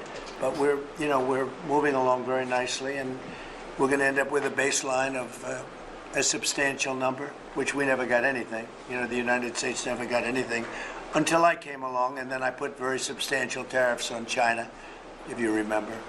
And we took in hundreds of billions of dollars. But then we had a rigged election, and it was just one of those little things, and it got away from us because Biden allowed every country in the world to rip off the United States. And I'm here to save our country. Visit with 3 of our allies. Should you be worried that No. they're growing closer? No. Nobody can compete with us. Nobody. Oh, we're going to make a deal. We'll have a deal. I think we have Mr. President? I think we're going to make a very good deal with China. I think that you will see we'll make a very good deal with China. Mr. President Trump, you told me avoiding Marine One a couple of months ago. I like her very much regarding Prime Minister Giorgia Meloni. Will she be the one to mediate your relationship with Europe, do you think? Well, I do like her very much. I think she's a great prime minister. I think she's doing a fantastic job in Italy. We're very proud of her. I knew her right from the beginning. I knew her as a very early prime minister, and I knew she had great talent. She's one of the real leaders of the world, and I'm very proud to be with her. I can't do better than that, right? Yeah. We should end the press conference. Yeah, please, go ahead. Prime Minister, how quickly can you raise your defense spending? Oh, well, Italy is... Once again, DEI or die. It'll go up. Yeah. Yes, it is. It'll go up. And then Europe, Is it enough, as Mr. you know, President? It's never enough. and we are convinced that. Prime Minister, are you ready? Are the retaliatory tariffs that were passed before and then suspended still on the table? No, You sorry, can't make please it- repeat it. The retaliatory tariffs that the European Commission passed and then suspended, are they still on the table if you cannot make a deal? I'm sure we can make a deal. and I'm here to help on that. I cannot deal in the name of the European Union. My goal. All right, we're going to begin this morning with a blunt new warning from Federal Reserve Chairman Jerome Powell, who says President Trump's trade war will hurt the U.S. economy with higher inflation and slower growth. As Powell spoke yesterday, markets dropped with all three major stock indexes losing ground. Nancy Cordes is at the White House. Nancy, good morning. So let's talk about what prompted the Fed chair to speak out. Well, Vlad, typically when the economy slows down, as he's predicting... I'm shocked that this will happen. Who could have foreseen this except for every single person that understands what tariffs look like? He's live again. This man is unstoppable, dude. He's signing another executive order. Oh, God, Lutnick is here. Oh, boy. Can't wait to hear what this looks like, what this is about. He loves his little props. By not allowing them to fish in parts of our exclusive economic zone, while other countries have their own exclusive economic zones, and they're fishing the heck out of those. So they're totally benefiting. Now that you're allowing the U.S. fishing fleet to fish, they also serve as observers. And when they see poachers, they report them to the authorities. And so they are a big help to the U.S. Coast Guard. And so it's great for our U.S. food security. I mean, we should have a trade surplus in fish, and we have a big trade deficit. Crazy. Because of all this. It's just crazy. Nothing. Okay. Familiar. This is an easy one. Very easy. Hi, Mom. This is an easy one. 80% of the seafood in the U.S. is imported. Yeah. So can you imagine that? We import seafood, and we have the greatest coast and fishing in the world. Okay, so in Maine, they do something similar. I think it's like 500 miles or something, some crazy thing. And Canada goes and they fish there, other people fish there, Europe fishes there. The Maine lobster. You can't get Maine lobsters because Maine's forced to go for days out to some other area that's not as good. We have to free that up too. We'll have that on your desk next week, I promise. The Maine lobster, right? Yeah. It's incredible. You did it last time and they undid it. Canada fishes there. Yeah, I did it last time in Maine, and they undid it. That's why we have to stay president for a long time. See, he's signaling it. He has to stay president for a long time. Okay, this is irrelevant, I think, unless he starts answering questions. Hassan might go. This conversation is super chill. Steiny has no idea that what a documented citizen is because he's talking about something completely different. Trump being bi/zesty is spot on. Damn, dude. Comments are fucking overwhelmingly positive on the Steiny app so far. Let's go. We are going to get to U.S. citizens also being detained by ICE, obviously. But let's get back to the Fed chair warning President Trump's tariffs could drive up prices. Did you already watch some of the Steiny app? No, not yet. I will later. Unemployment goes up, but prices come down. That's something the Fed knows how to tackle by lowering interest rates. But now the Fed chair says Trump's huge new tariffs could lead to a different economic condition this country hasn't seen in decades. There isn't a modern experience of how to think about this. Federal Reserve Chair Jerome Powell's tone was measured as he warned that President Trump's trade moves could take a rare toll. The tariffs are larger than forecasters had expected, certainly larger than we expected, even in our upside case. Powell said the tariffs are likely to drive prices up, while at the same time causing growth to slow and unemployment to rise, a combination of factors known as stagflation. It's starting to look a little like the old days. The last time the U.S. saw true stagflation was in the 1970s, when the global price of oil suddenly spiked. Do these figures mean we're heading for the recession a lot of economists have been predicting, or will this be merely a slowdown? As Powell spoke in Chicago, U.S. stock markets started to sink. The S&P fell more than 2%, the Nasdaq fell 3%. Even as Trump insisted online that America is back thanks to his tariffs. This is recklessness at another level. California's governor announced Wednesday his state is suing Trump. Gavin Newsom claims industries there, from tech to agriculture, stand to lose billions from Trump's trade war with China, Canada, and Mexico. In response to the lawsuit, the White House said the trade deficit is a national emergency and vowed to tackle it using every tool, including tariffs and negotiations. The impact's already on the lack of investment. Any business. You know what's really funny? Gavin Newsom had a totally scummy take about Abrego Garcia's unlawful, unjustifiable, illegal detention and deportation to El Salvador. He said it's a distraction. And yeah, for a guy like him, it is a fucking distraction because he's losing his goddamn mind because this tariff war is cooking the California economy. But it's such a disgusting thing to say, especially when you're supposed to be the vanguard defending migrants in this fucking country as the governor of the largest recipient of migrants, both undocumented and documented. You're a border state. Your policies have been significantly better than the rest of the country in terms of migrants. And you're over here being like, oh, it's just a distraction that the Trump administration is. It's just a distraction to the Trump administration to talk about the Trump administration undermining the Supreme Court's persuasive capabilities. Okay, creating a constitutional crisis. It's just a distraction. Ridiculous. It's not a distraction. It, in my opinion, is literally worse overall than Trump imploding the global trade.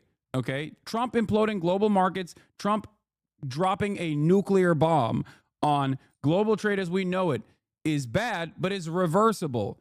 Trump, on the other hand, dropping a nuclear bomb on due process and First Amendment rights and deportations to El Salvador and basically turning that into the normal process is not reversible. As of now, Content Cop, 3.2 million views in one day. Content Nuke, 3.3 million views all time. Yeah, that means that it has more than 3.2 million views in one day because YouTube doesn't show the actual views. I saw that though, yeah. If it says 3.2, that means it's probably 3.4 at this point. Because YouTube doesn't show the actual view count instantly. Especially when a video's out in the first 24 hours. It takes a while for it to catch up. React to it, please. I did. Kind of sounds like Trump pumping up your view numbers. Wait, what? My view numbers? It's not my video.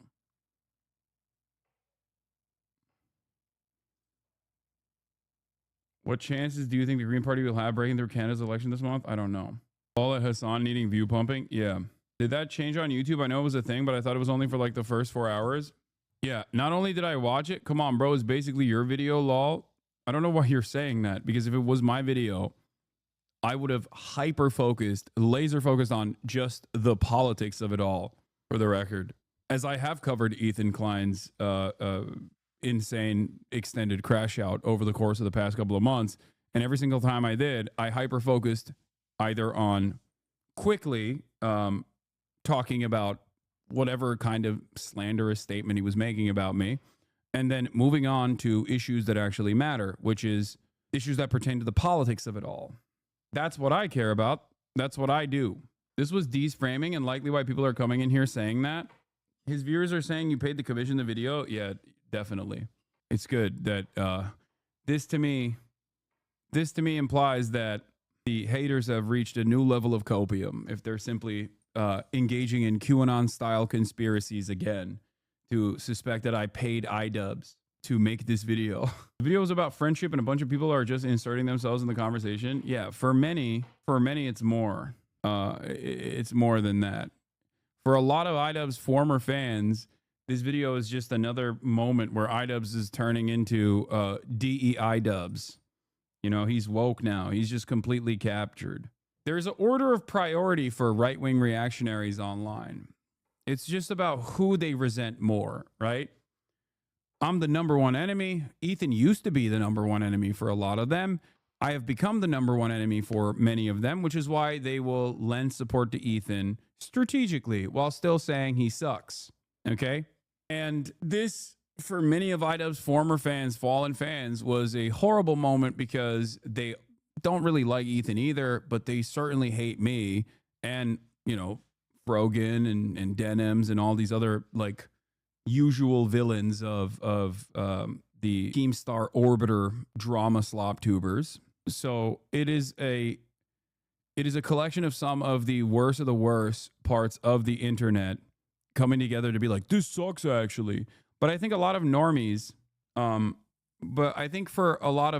probably look at this and they're like, oh, XQC watched it and was on Ethan Klein's side, yeah, that's not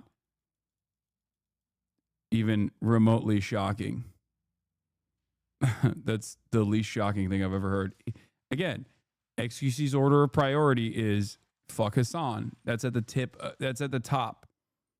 So if someone is doing fuck Hassan, he's not going to, like, he'll maybe be a little bit critical, but he'll jump on the fuck Hassan ship. I'm begging you to get back to meaningful news, please. Dude, this is hilarious. Brother, I took a fucking 3-minute sidestep after 2 hours and 3 minutes of nonstop news coverage, and you literally can't even stand for a fucking, not even a 3-minute, like a 30-second sidestep. It's like, dude, get back to the news right now. Calm down. The sheer cope and the cult's kind of fun to watch. Apparently hitting 3 million views in a day is doing poorly. I think the concept of like content comp and call out videos like this are a remnant of an old internet. That's just the unfortunate reality. I think most people just know how shitty their favorite content creators are and they don't give a shit. And the reality of the matter is, like, even with someone like myself, right? There is an endless sea of misinformation that people have pumped out there that has created this idea that I'm like a fucking arch villain, right? Just a bad person who doesn't care about the issues he speaks on, grifter, yada, yada, yada.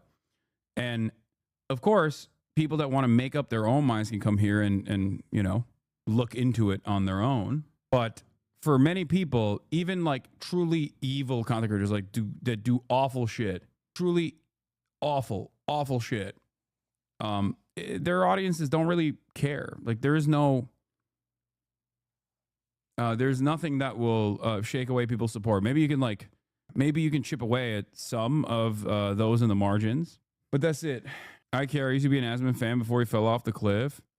Yeah, I mean, that happens. There's still people that, again, there's still people that are independent thinkers, people that choose to make up their own minds that are being fucking manipulated by some of the dumbest people that you've ever encountered, that lay out a convincing argument by rehashing shit that they saw on subreddits, right?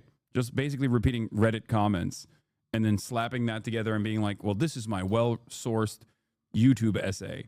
California, should Newsom run for president? 59% no. I love that. I'm definitely firmly in the 59% camp there. They are perma-stalk calling you terrorist, so that makes people curious. Yeah. Do you think the video will make Ethan rethink some things? I would be shocked. Genuinely shocked. If you listen to the Steiny app, he brings up Ethan, I think, towards the end. And he's like, can there ever be reconciliation? And I basically said, like, he would have to apologize for all of the things that he's done. He'd have to, like, look within. And he literally laughed at that. He was like, that's not going to happen. So anyway, the entire reason I'm here is because someone hated on you one time. And instead of watching the 5 out of context clips in the Discord, I came here and sat for a stream. Almost a year later, I'm basically here every fucking day. The ironic thing is people who posted those clips probably would agree with a lot of what you would have to say if they actually would just watch you for an hour. I know. Yeah, 100%. That's why I try to uncompromisingly keep doing what I'm doing with the hopes that, with the belief, maybe it's naivete, but the belief that like people will maybe by accident, by choice, maybe will come in here and make up their own minds, even if the well has been poisoned long before they ever encounter my content, without a filter that says this is the worst evil villain of all time. You said, bro, people hate watch you all the time. No, I know that. I'm saying that there's only so much hate watching you can do before you realize, like, what the fuck am I doing? Like, what am I doing? This person I don't think is the evil villain that I think he is. You know, I think there are plenty of people in here that also came in with that motivation and then had their minds changed too. Person, small or large, uncertainty is the #1 enemy. Just give us certainty. President Trump met with a Japanese trade delegation yesterday. He said they made big progress in their talks. But after Powell's sobering warning, President Trump is firing back. This morning, he posted that Powell should have lowered interest rates a long time ago and that his termination cannot come fast enough. Nate? Nancy, thank you. I wanted Trump. You wanted Trump? Yep. There was no way in hell I wanted her out there. But now I don't know what would have been better. What were you expecting? I was expecting the lower cost of a lot of just your everyday living things and hoping that he would make things better for everybody in America because that's what we need. Groceries are already outrageous. And then we put the tariffs on across the seas or whatever, like China, all that. It just makes everything more expensive for everybody. Jamie Basinger is the only person we met in eastern South Dakota who openly questioned her own political views. Most people we talked to said it was risky to talk about politics here, even as the effects of Trump's tariffs loomed over the agricultural economy in an area that voted for him by about 70%. Generally, opinions were divided between trust Trump's plan and how can you still like this guy. Wait, so Becky, let me ask one thing. Are you in a politically mixed marriage? Yeah, did you see the Joe Biden sign? Would you like to talk about that a little bit? Yeah. Becky Hofer was not afraid to talk. She's a Democrat. No, chatters are saying you predicted this segment. No, not yet. Not yet. Okay, wait for it. I don't know if it'll happen. And her husband is a conservative. Like I predicted this stuff as well, but there's one thing that I said. That I need to see with my own two eyes. I said yes, that the former vice journalist is going to go to Trump country. They're going to talk about how fucking sad they are. But there's one aspect of this that hasn't been fulfilled yet. Okay. Non-voter. What is She's this? a freight broker. Basically, if a company He's needs not to ship saying bricks, she'll find you a flatbed truck. If you need to ship meat, she'll get you a refrigerated truck. You need the truck tomorrow? Can you guys like fork a pallet jack into the back of the trailer for him to pallet jack him to the front? This gives her a window into real-time shifts in the economy. Everybody's nervous. People are making different decisions for different reasons, but you know, some of it's hesitation, some of it's actual price changes. Everybody just wants some stability right now. And those shifts can be complex. She says China's retaliatory tariffs on American pork and beef could lead to higher prices on fruit. Right now it's produce season in California. We need to get out to California. What goes out to California? Meat. We haul pork. We haul beef. Where does it go? It goes to Asia. If it doesn't go, the price of produce is going to go up even that much more because they're going to have to pay more for the trucks. You know, as we've talked about, you're in a really conservative area, very pro-Trump area. Like, do you feel frustrated in trying to talk to your neighbors about what's going on? Yeah, you know, it's the biggest thing that frustrates me is that I just feel like nobody cares right now until it affects them. And I don't understand how they don't see that. They're not dumb. These people aren't dumb. And they're not kind people and selfish people and thoughtless people, so I don't understand why they're okay with it. Hofer introduced us to her neighbor Rod Olerud, who is feeding cattle and who, for now, is okay with it. I just think we need to let the president do what he's doing, and we need to just see what's going to happen here and give him a little latitude so that, you know, if it doesn't work, then we're going to have to try something different. Okay. So you're willing to let the president try some stuff to see? Yes, to see if this works. Let's give the president a chance, and we'll just have to go from there. Looks like a little boy. Tommy Baruth thinks we already give it a chance. He's a retired soybean farmer who saw what happened in 2018 when Trump put tariffs on China. The export market just went right down the tube because these countries could buy them from other places cheaper. Brazil and other countries were the ones that benefited from that. I read that it stayed that way, that now China buys a lot more from Brazil. Exactly. And a lot of times those markets don't come back. Doug Bjerke runs a lawn mowing business. He says Trump's plan will work out in the long term, even if some crop prices. Oh, shit. I didn't realize. Why? Pure faith. Pure faith placed upon. Pure faith placed upon a man who has done nothing to deserve said faith. We are simply wish casting. Okay? It's just cultish thinking. It's fucking hilarious. Like, oh, it's going to work out. Why is it going to work out? I don't know. It'll just work out. I have placed faith on the man, the myth, the legend, my GOAT, the God King Savior, Donald Trump. I wish I could have someone love me like this. Okay? Jesus Christ. It's fall. Yeah, the price might come down, but when them people start starving, they're going to come back to the table. You mean in the other countries? Yeah, we're a gracious nation feeding the world, and we shouldn't have to without getting something for it. What? Rick Ekman says in the 3 days after the tariffs, cattle futures dropped below the point of break even for his farm. Never had him do this before. Yeah, he really likes you. No. Did you vote for Trump? No, I did not. Why not? You want me to be truthful? I think to get to where he's at today, he's stepped on people, and he's got no morals, I don't think. I don't like the man. I don't like him. Hassan is part of the male loneliness epidemic. True. Do support. I don't know. I guess I don't see anything good about him. Does it affect the way you think about America? It scares me. Terry Nevillesick, a lifelong Republican and retired school superintendent, was very careful in how he talked about the political climate. He's concerned that Trump's push to dissolve the Department of Education will cut public school funds for needy kids, potentially at a time of economic turmoil. If poverty... They're whispering because they're in an area of South Dakota that voted for Trump by roughly 70%. So any kind of dissent against dear leader must be done in a hush-hush manner, okay? You never know. You never know where the prying eyes are. You never know who might overhear this conversation. They're like, oh yeah, I didn't vote for him. I'm so sorry. No, it is okay that he is completely destabilizing the global economy and ruining my livelihood. It is fine. Things will work out, I think. It's happening to adults. Children are hurting. And where adults sometimes just have to work through it and make sure there's food on the table. During that time, we have children and adolescents who are forming who they're going to be. And I do think that the public school is a collecting point for people to be able to reach those kids and make sure that they're fed and have medical attention and have their basic needs met. Again and again, our conversations in this Midwestern nice town came back to character and values.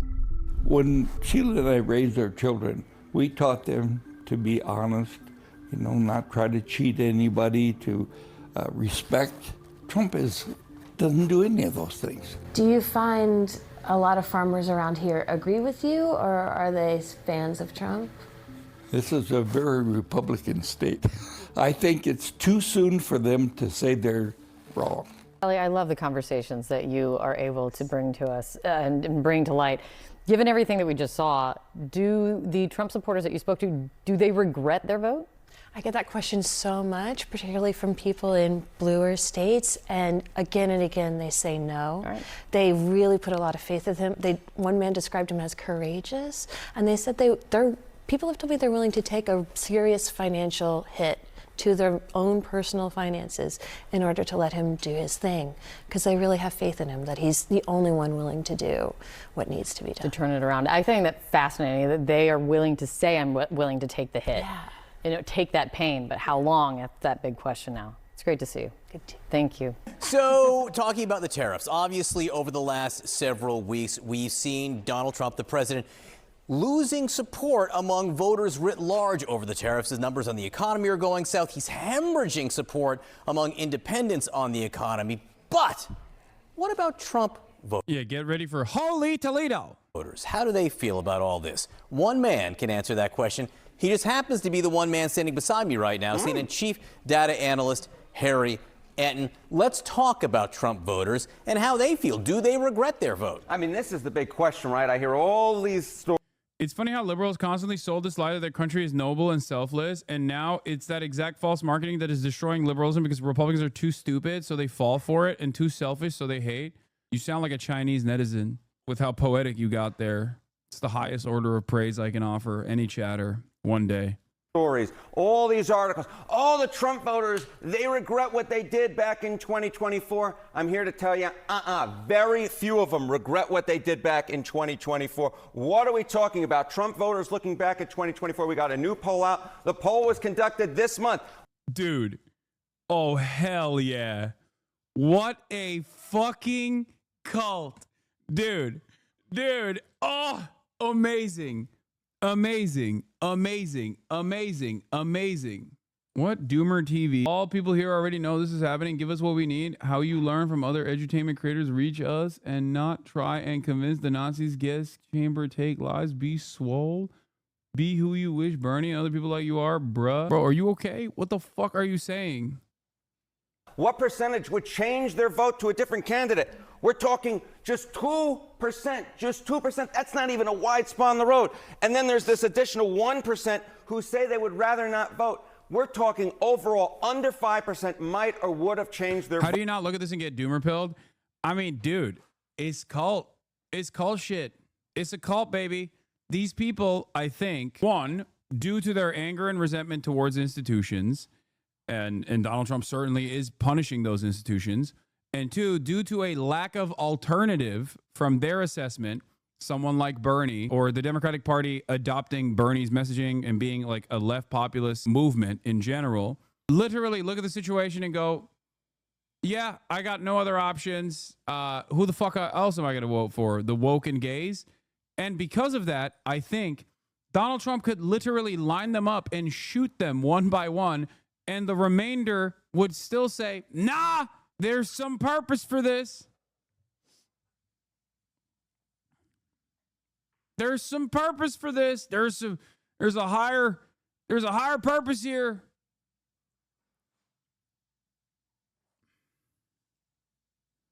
That's it. This shouldn't make you black-pilled, however. It should not. One, because sometimes these polls are not exactly accurate. And two, people have the capacity to change their minds.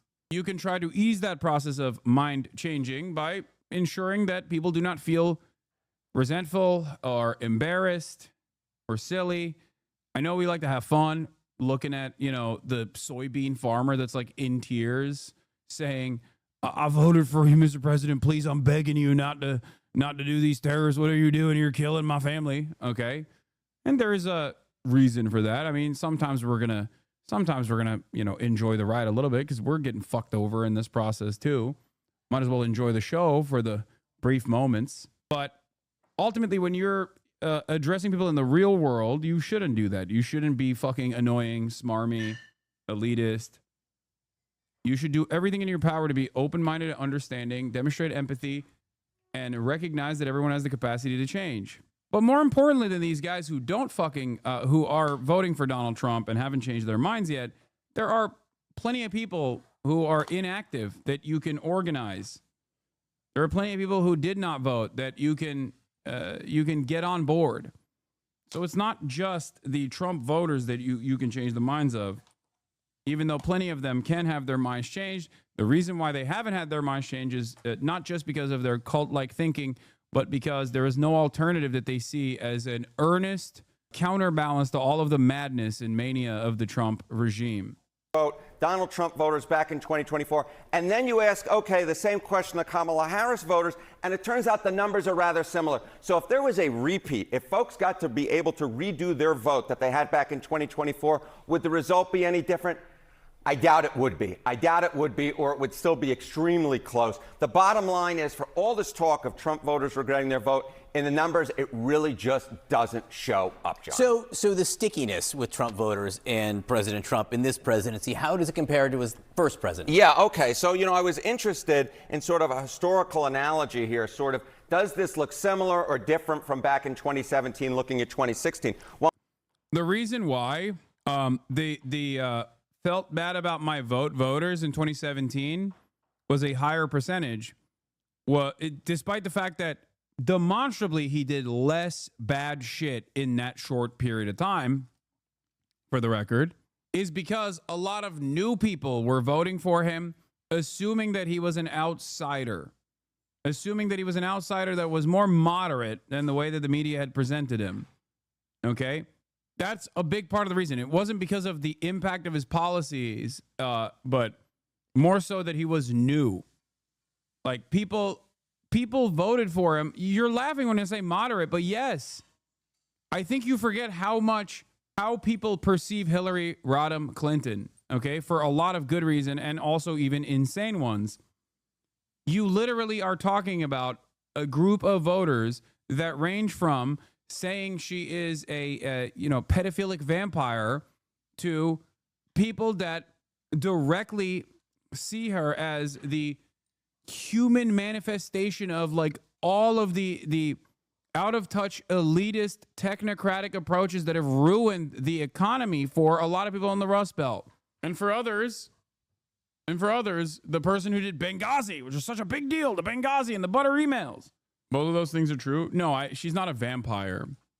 Pedophilic, yes. Vampire, no. Anyway, that's besides the point. Vampires are not real. That's what I meant. So my point is, Trump was seen as an outsider who was uncorruptible, an uncorruptible force that tells you how it is. That's how people saw it in 2016. And then very quickly, the media immediately started tackling this issue, saying, this is not us. This is not who we are as America. 2024, this is who we are as America. It's even more shocking that after 4 years of Trump and January 6th, Americans were like, nah, I'm still going to go with this guy who's going to fucking take a chainsaw to the administrative state, because fuck the government, fuck the institutions, fuck the Democratic Party. I want to nuke it all. That's part of the reason why this time around there's less people that are like, yeah, I don't know about my vote. Well, in February of 2017, 4% of Trump voters say they'd shift their vote. That's actually slightly more than the 3% this time around. So, you look back, you say, okay, there's these Trump voters who really regret their vote. Historically speaking, they really don't regret their vote. And if anything, the number this time around is actually smaller than it was the first time around. And it's certainly... I still don't get it. Sorry. It's because people know who Trump is. This is not a surprise at this point for people. That's why it's an even smaller percentage. It's also obviously not shocking that people refuse to reckon with their mistakes, and they would rather delude themselves.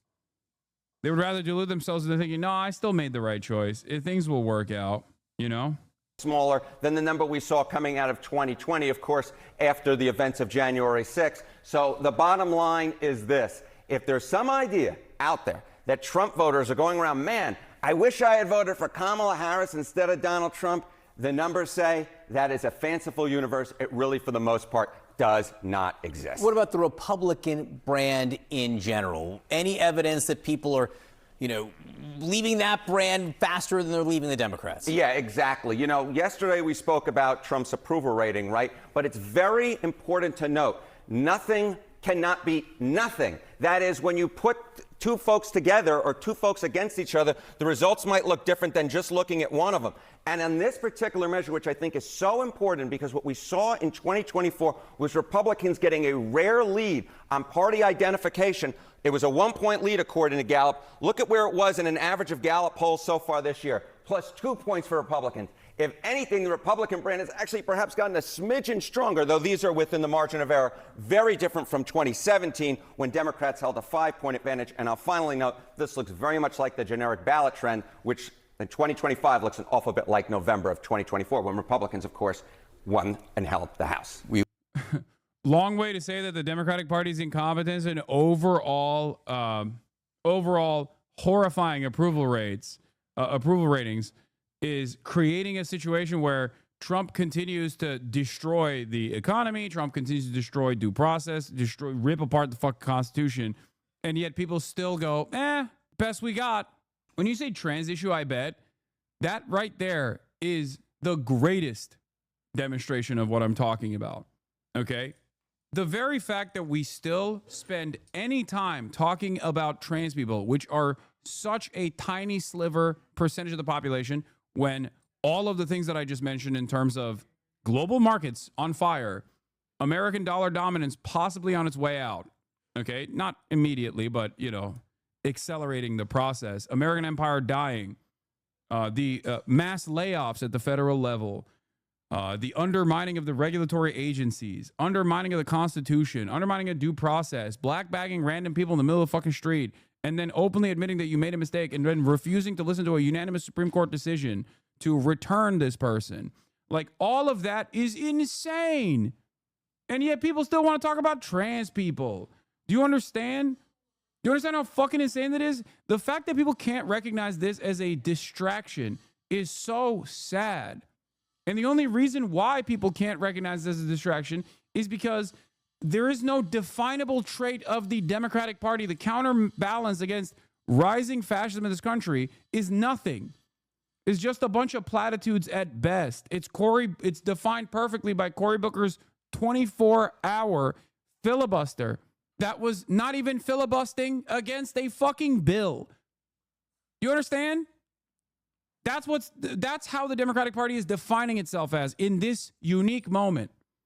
Not with Senator Van Hollen's actions, not with Bernie Sanders and AOC doing the fighting oligarchy tour, even though that in and of itself is also not enough either.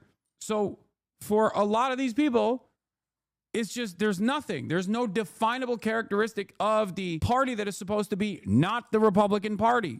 So what are people supposed to expect here? Like, I know that this is a lot of animosity, a lot of dumb people, a lot of reactionary tendencies as well. But like, if that is already existing, you have to combat it. You have to work. You have to actively undermine these reactionary tendencies. You have to build a base of support. You have to be a counterbalance. It takes years to change the trajectory. It takes years to change people's attitudes about these sorts of things. And the Democrats have done nothing. They've done nothing. And now, uneducated VOD frog, what made you say Bernie should push support for Hamas in Congress in a recent stream? Genuine question. I understand that they are resistant groups against Israel's occupation, but they haven't also been authoritarian and aggressive towards the Gaza population. Is that just propaganda? Or are you saying that since Israel's the occupier bombing children and the focus should be on them instead of Hamas? Well, that's the second thing that you already arrived at. Yes. Yes. You asked the question, and I think you asked the question because you were genuinely interested in hearing my perspective, and then you figured it out immediately. I didn't say Bernie Sanders should push support for Hamas. I said that Bernie Sanders, if he wanted to, could stop a bill like this from getting unanimous consent, but it would be it would be a political cost that he would have to bear here, but he could use that as an opportunity to change the discourse surrounding who the real villains are in this story. And the real villains of the story is not Hamas, no matter how hard fucking American media, every organization, every institution, the entire political class universally says it is Hamas. It is Hamas. Hamas are terrorists. It is Israel. They hold all the cards. They hold all the power. The problem ultimately is that Bernie Sanders doesn't think Israel is the villain in the story, or at least Israel is a villain, but not the major villain in the story. And that's wrong. Israel is the major villain in the story. Is the primary villain, and the primary responsibility lies on Israel. Escalating legal and constitutional battle over the Trump administration's deportations. A federal judge is threatening to start a contempt investigation for willful disregard of his order to halt deportation flights under a law meant for wartime. Chief White House correspondent Mary Bruce has the story. Good morning, Mary. Good morning, George. This is a dramatic escalation in the fight between the Trump administration and the courts. A federal judge arguing the administration defied his court order and then boasted about it in a scathing rebuke, saying willful disobedience of judicial orders without consequences would, quote, make a solemn mockery of the Constitution itself. This morning, a federal judge is threatening to open a high-stakes contempt investigation into the Trump administration for deporting more than 200 Venezuelan migrants to a notorious prison in El Salvador, despite the judge's order that they be returned to the U.S. immediately. Questioning why the administration allowed these flights last month to go ahead, Judge James Boasberg declaring the administration displayed a willful disregard for his order, determining there was probable cause to find them in contempt. The judge saying he will begin contempt proceedings if the administration does not give each deportee the chance to challenge their detention. Boasberg even proposing appointing an independent lawyer to prosecute the government for contempt. The president has boasted of the deportations, claiming without evidence that the men are all violent gang members. The administration is facing growing backlash over the status of this man, Kilmar Abrego Garcia, an undocumented migrant from El Salvador. He was living with his American wife and children. What's a contempt proceeding? One of the powers that a judge is basically a god inside of the courtroom. So one of the powers that any judge has is to hold people in contempt. So if there is a lawful order that the court presents and a citizen or non-citizen, like anybody, refuses to abide by that lawful order, they have the capacity to basically fucking arrest you and jail you. And then outside of the courtroom, they're a peasant. Okay, wouldn't go that far, but yeah. If you are found in contempt of a court order, you can literally be jailed for an extended period of time. Yeah, by the way, do you want to know why it was good that I didn't cover the shooting story instantly as some demanded?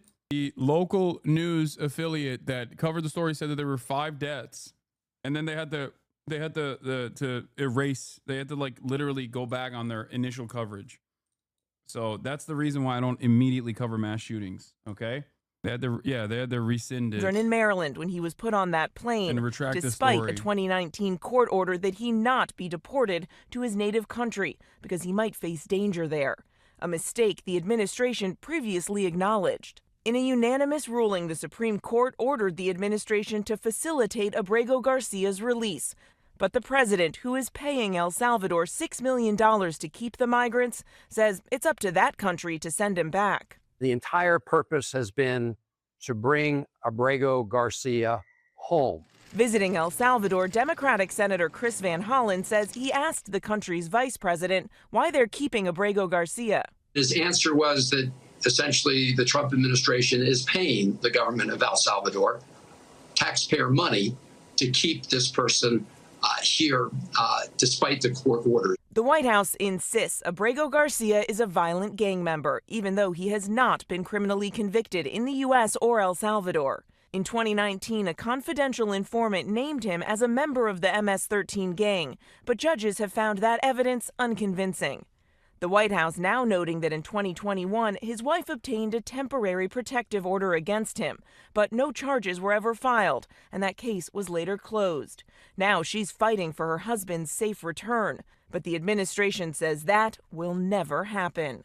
He is not coming back to our country. President Bukele said he was not sending him back. That's the end of the story. The White House is standing by their actions, and just days after Trump welcomed the president of El Salvador here to the White House, Trump saying he would send even more deportees to that notorious prison if they had room. ABC News now learning that President Bukele plans to double the size of that facility. The prison in El Salvador, where Kilmar Abrego Garcia was sent, the Trump administration says by mistake, is... A lot of people ask why there is no proof of life here, or why they refuse to entertain this, or they refuse to reverse the decision and make up for their mistakes. And a lot of the speculation, understandably, revolves around the notion that Abrego Garcia is most likely dead, killed in this CCOT facility. The reason why I don't entertain this without any proof whatsoever is because, one, I think it's an unproductive speculation to entertain, and two, because I think there is a different reason. I do. While I understand why people feel that that this is the worst outcome and it might have happened, the reason why I don't want to entertain it, aside from the fact that I think it's disrespectful to the victims, disrespectful to the family, and I don't want to, I don't want to cut away at like the idea that he is someone who can still be returned to U.S. soil. The other reason is because I think the government does not want to set a precedent where they admit to a mistake and then have to restore, have to basically go back on what their decision is, because it plays a role in their broader goal of using El Salvador and the CCOT facilities as a concentration camp you will never return from.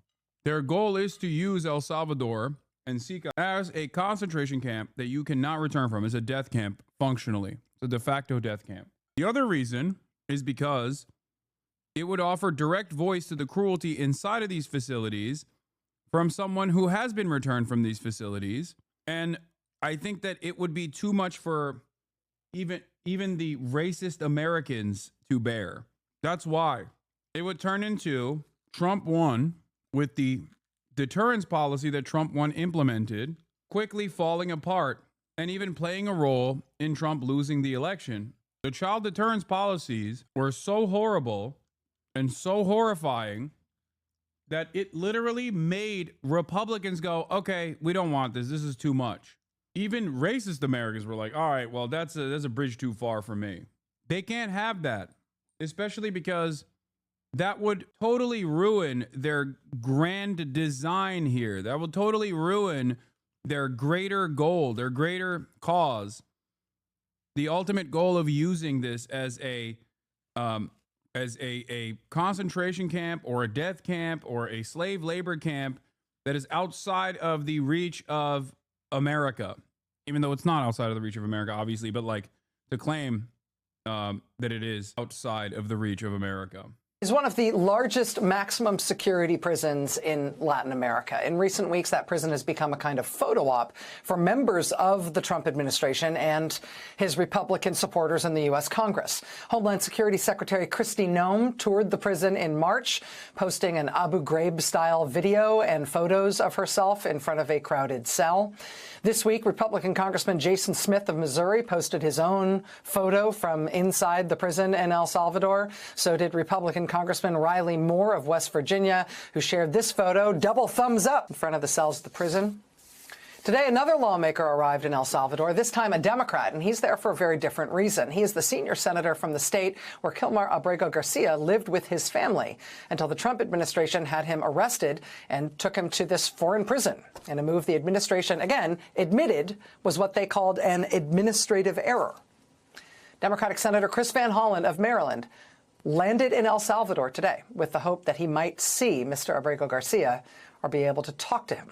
I hope to meet with some high-level government officials from El Salvador. As I've said before, the goal of my visit is to talk to people here about the release of Kilmar Abrego Garcia. I told his wife and his family I would do everything possible to bring him home, and we're going to keep working at this until we're successful. I also hope to have the chance to meet with him, but we'll have a better idea if that works out a little later on. Senator Van Hollen landing in El Salvador today, hoping for a chance to meet with Kilmar Abrego Garcia in that prison. Senator Van Hollen says the vice president of El Salvador told him he would not be able to do that when he met with him today. Joining us now for the interview is Senator Chris Van Hollen of Maryland, who joins us from El Salvador. Senator, thank you so much for what you're doing and for being here with us tonight. I know it's been a very long day. It has, Rachel, but as you said in the intro, I promised Kilmar's family that I would do everything I could to bring him home because, as you said, a court in the United States has determined that he was illegally abducted from the United States and landed in the most notorious prison in El Salvador. So that's why I raised these issues directly with the vice president of El Salvador. The president is not in the country now, so I met with the vice president to talk about these issues and ask for the opportunity to go visit Kilmar. What's sort of the range of potential outcomes here that you think are possible? What are you hoping to accomplish on this trip? And how did those expectations match up with the experience that you had today meeting with the country's vice president and hearing what you did from him?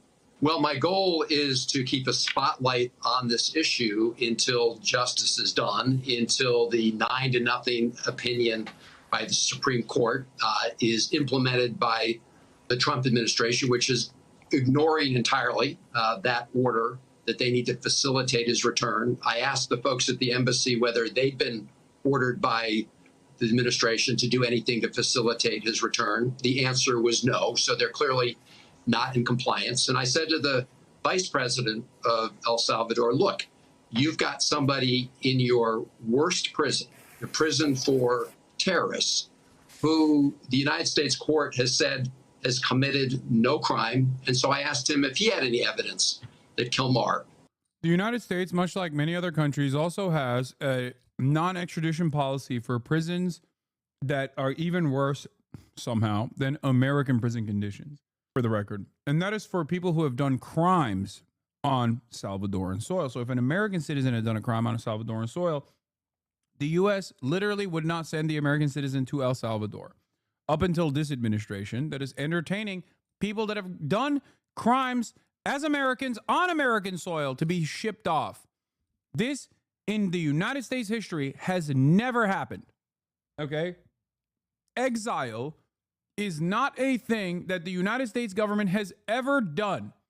Ironically enough, it is one of the fundamental principles that started this nation. This is a literal fucking prison colony because the British used to do this and they kept sending more prisoners from England to the United States of America. This was literally part of the gripe that the founders had. It is perhaps one of the most unconstitutional acts of all time. Australia is the same as the United States of America. So there's never been a moment where the American government went, you are an American citizen, but we are going to ship your ass to a different country. With one exception, I believe, I was listening to an NPR piece on this. There were some Chinese Americans that came back from China after spending a period of time there. And I believe they were stopped at the border. Like they were stopped from entering the country. I think that was like one of the only instances that's still in this circumstance is like not an instance where like an American citizen has ever been fucking exiled from inside of U.S. soil. It happened to Mexicans in the 50s. Yes. The only other time where it took place was the Bracero, in the aftermath of the Bracero program, where Operation WB I'm just going to say it, Operation Wetback, which was the official, it's racist, but the official name for it. When that took place, they actually took Mexican Americans, like Americans of Mexican descent, and other Latinos that were American citizens and accidentally deported them as well in these dragnet operations. Interestingly enough, that is what Donald Trump has championed. Okay? Donald Trump has championed this policy. He's talked about this operation as a wonderful one that he wants to repeat when he was running for office. I explained it. Okay? Was a member of MS-13 or had committed any crimes, and he said no.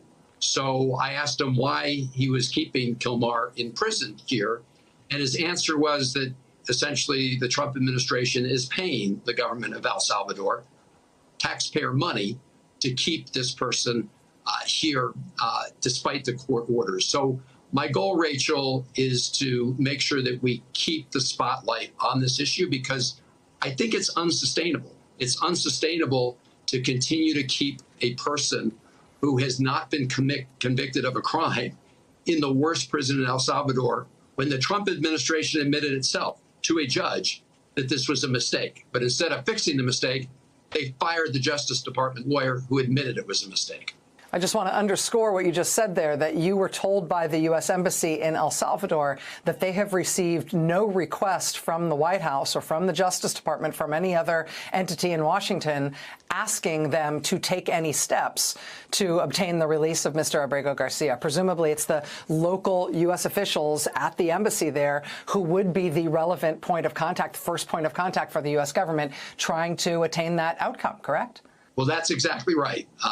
And it is pretty clear that the Trump administration has not lifted a finger to implement that court order. And so I think it's important that the courts know that, and they will know that. And again, denying his family an opportunity to even have a phone call with Kilmar is just a gross violation of basic human rights and human decency. And, I asked the vice president if I came back next week, whether or not I could go visit Kilmar. And the answer was no, he couldn't guarantee that. I said, look, I may be the first member of Congress here, the first senator, but I can assure you more will be coming. And you cannot continue to keep this man locked up in this worst prison in El Salvador and one of the worst in the hemisphere when he hasn't committed a crime. And so we're going to keep at this. And I asked the vice president just to let him out the gate, because you may remember at the White House, the president of El Salvador said, well, we can't smuggle Kilmar back into the United States. He said, you don't have to smuggle him back to the United States. We know you can't do that. Just open the prison door. And Attorney General Pam Bondi said the United States would send a plane down here. And if she doesn't, at least he would be free for now in El Salvador as we work to find a way to get him back into the court system and due process in the United States. Again, you mentioned that other. So sorry, go ahead. Sorry, I didn't mean to interrupt. I think there's other senators that are going, by the way. For those of you saying like bullshit, I don't think that other senators are going. No, even Cory Booker has seen this as an opportunity to at least do Cory Booker propaganda, but it's great. He should do this. I mean, this is of course about the family and making sure the family gets justice. But it's also, as you say, about the Trump administration trying to deprive individuals in the United States of their liberty without any due process, right? This is like taking away people's freedom. That does not sound like a conservative idea to me. That is something that, of course, authoritarian governments engage in, and it's a very fast road to tyranny if we don't all stand up against it.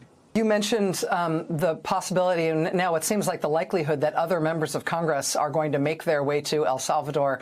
Senator Cory Booker of New Jersey has expressed interest in going. Congressman Maxwell Frost, the young congressman from Florida, has formally requested a congressional delegation, a CODEL, to El Salvador.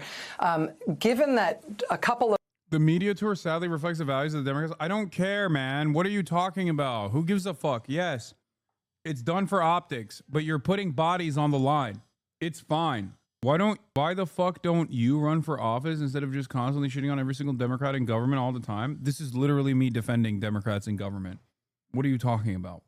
Are you all right? I'm currently defending the Democrat in office doing the right thing, and even defending him against chatters who are yelling at the congressperson for doing the right thing.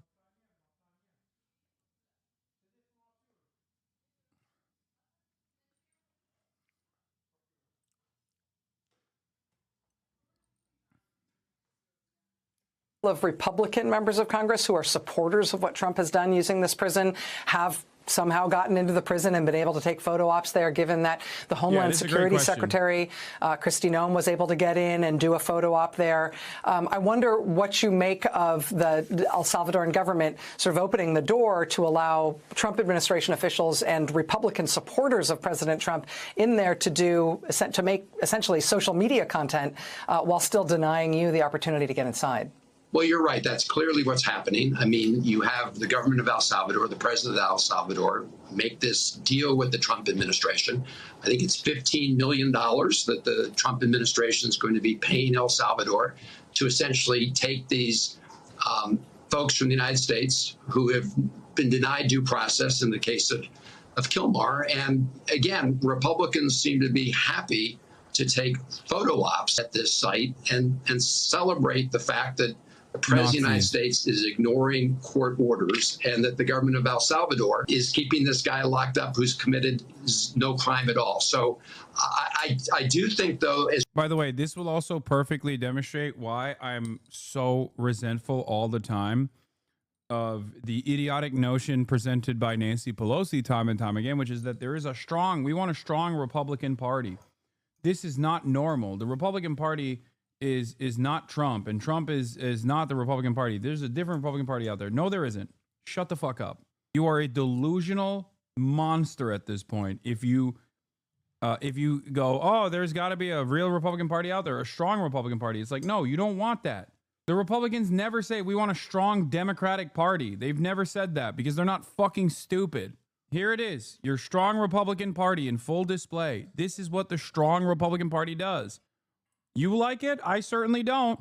Idea that these fucking geriatric Nazis are going to behave any differently than they have so far is stupid. At least the Democrats, by design, are supposed to object to this sort of behavior. So some of them are wisening up to that reality, whether it's for their own personal political ambitions of reaching higher office or because they do truly care about their constituencies. Doesn't matter.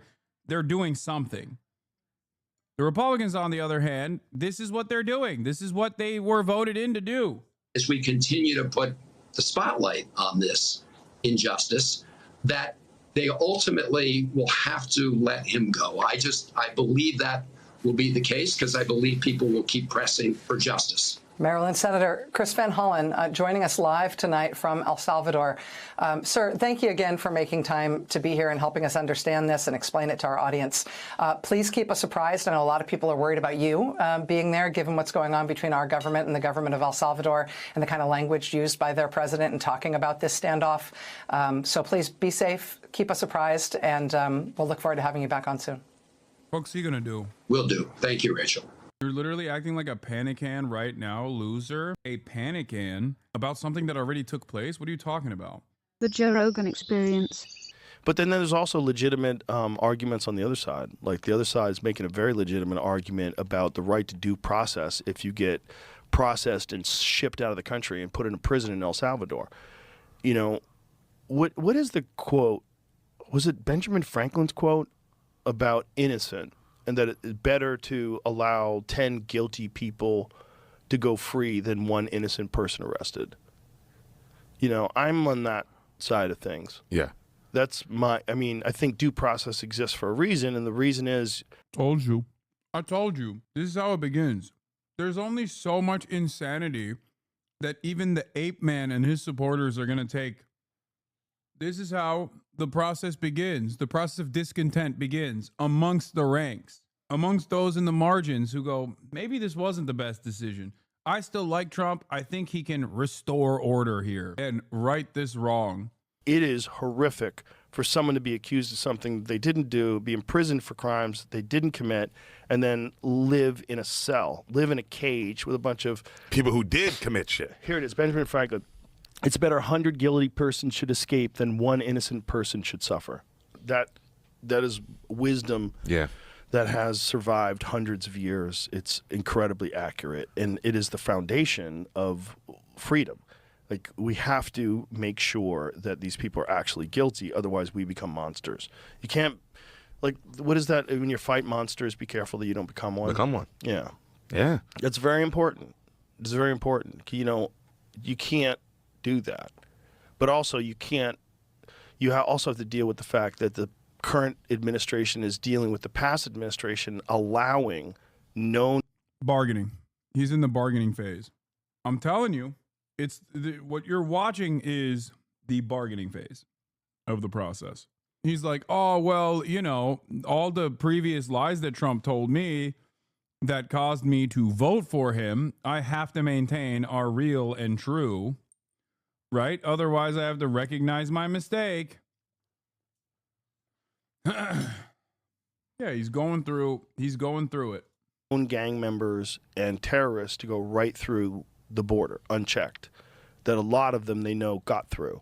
They don't know the exact numbers, but they know there's millions and millions of people illegally just walk through unchecked, and a bunch of them have to have criminal records. A bunch of them have to be dangerous, and we've seen crimes that have been committed. It doesn't help anybody on the progressive side to deny the fact that that's a real problem. And if it happens to your family, God forbid, I don't want it to happen to anybody's, but if it does, you will feel a sting of regret if you supported that, unlike anything you've ever experienced in your life. You'll be like, I mean, it's one of those things where vibe shift is already beginning. The apolitical Trump dick riders are now souring on at least some of the aspects. Why did it happen? How do we get here? What did I fucking tell you?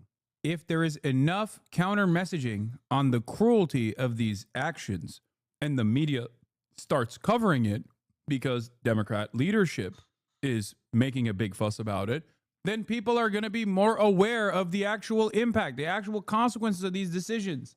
Americans are very malleable. This is why I was constantly fucking screaming from the rooftops of like, Democrats, do something, say something. The fuck is wrong with you? And here it is. And this isn't like, there will be ups and downs. They're not regretful of their vote yet.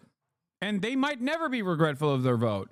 But there are people in Joe's audience that will look at this and go, yeah, maybe this isn't the best fucking idea. Because it's not. Because it's a genuinely dangerous precedent. It's genuinely terrifying.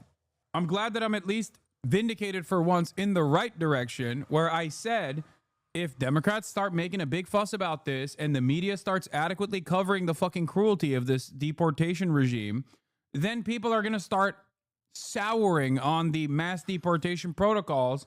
And lo and behold, that's what happened. That's exactly what's going on right now.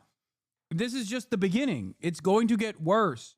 No one from this point on is going to turn around and be like, no, actually, it's fine. It's actually cool. Yeah, it's really fucked up. There will be Republicans that say it's cruel, unusual punishment. It's Holocaust-style concentration camps, and I like it.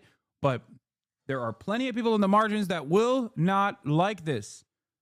And this isn't just about democracy or the democratic process or whether or not they'll ever vote for Trump again. I don't even know if there will be another fucking election at this point.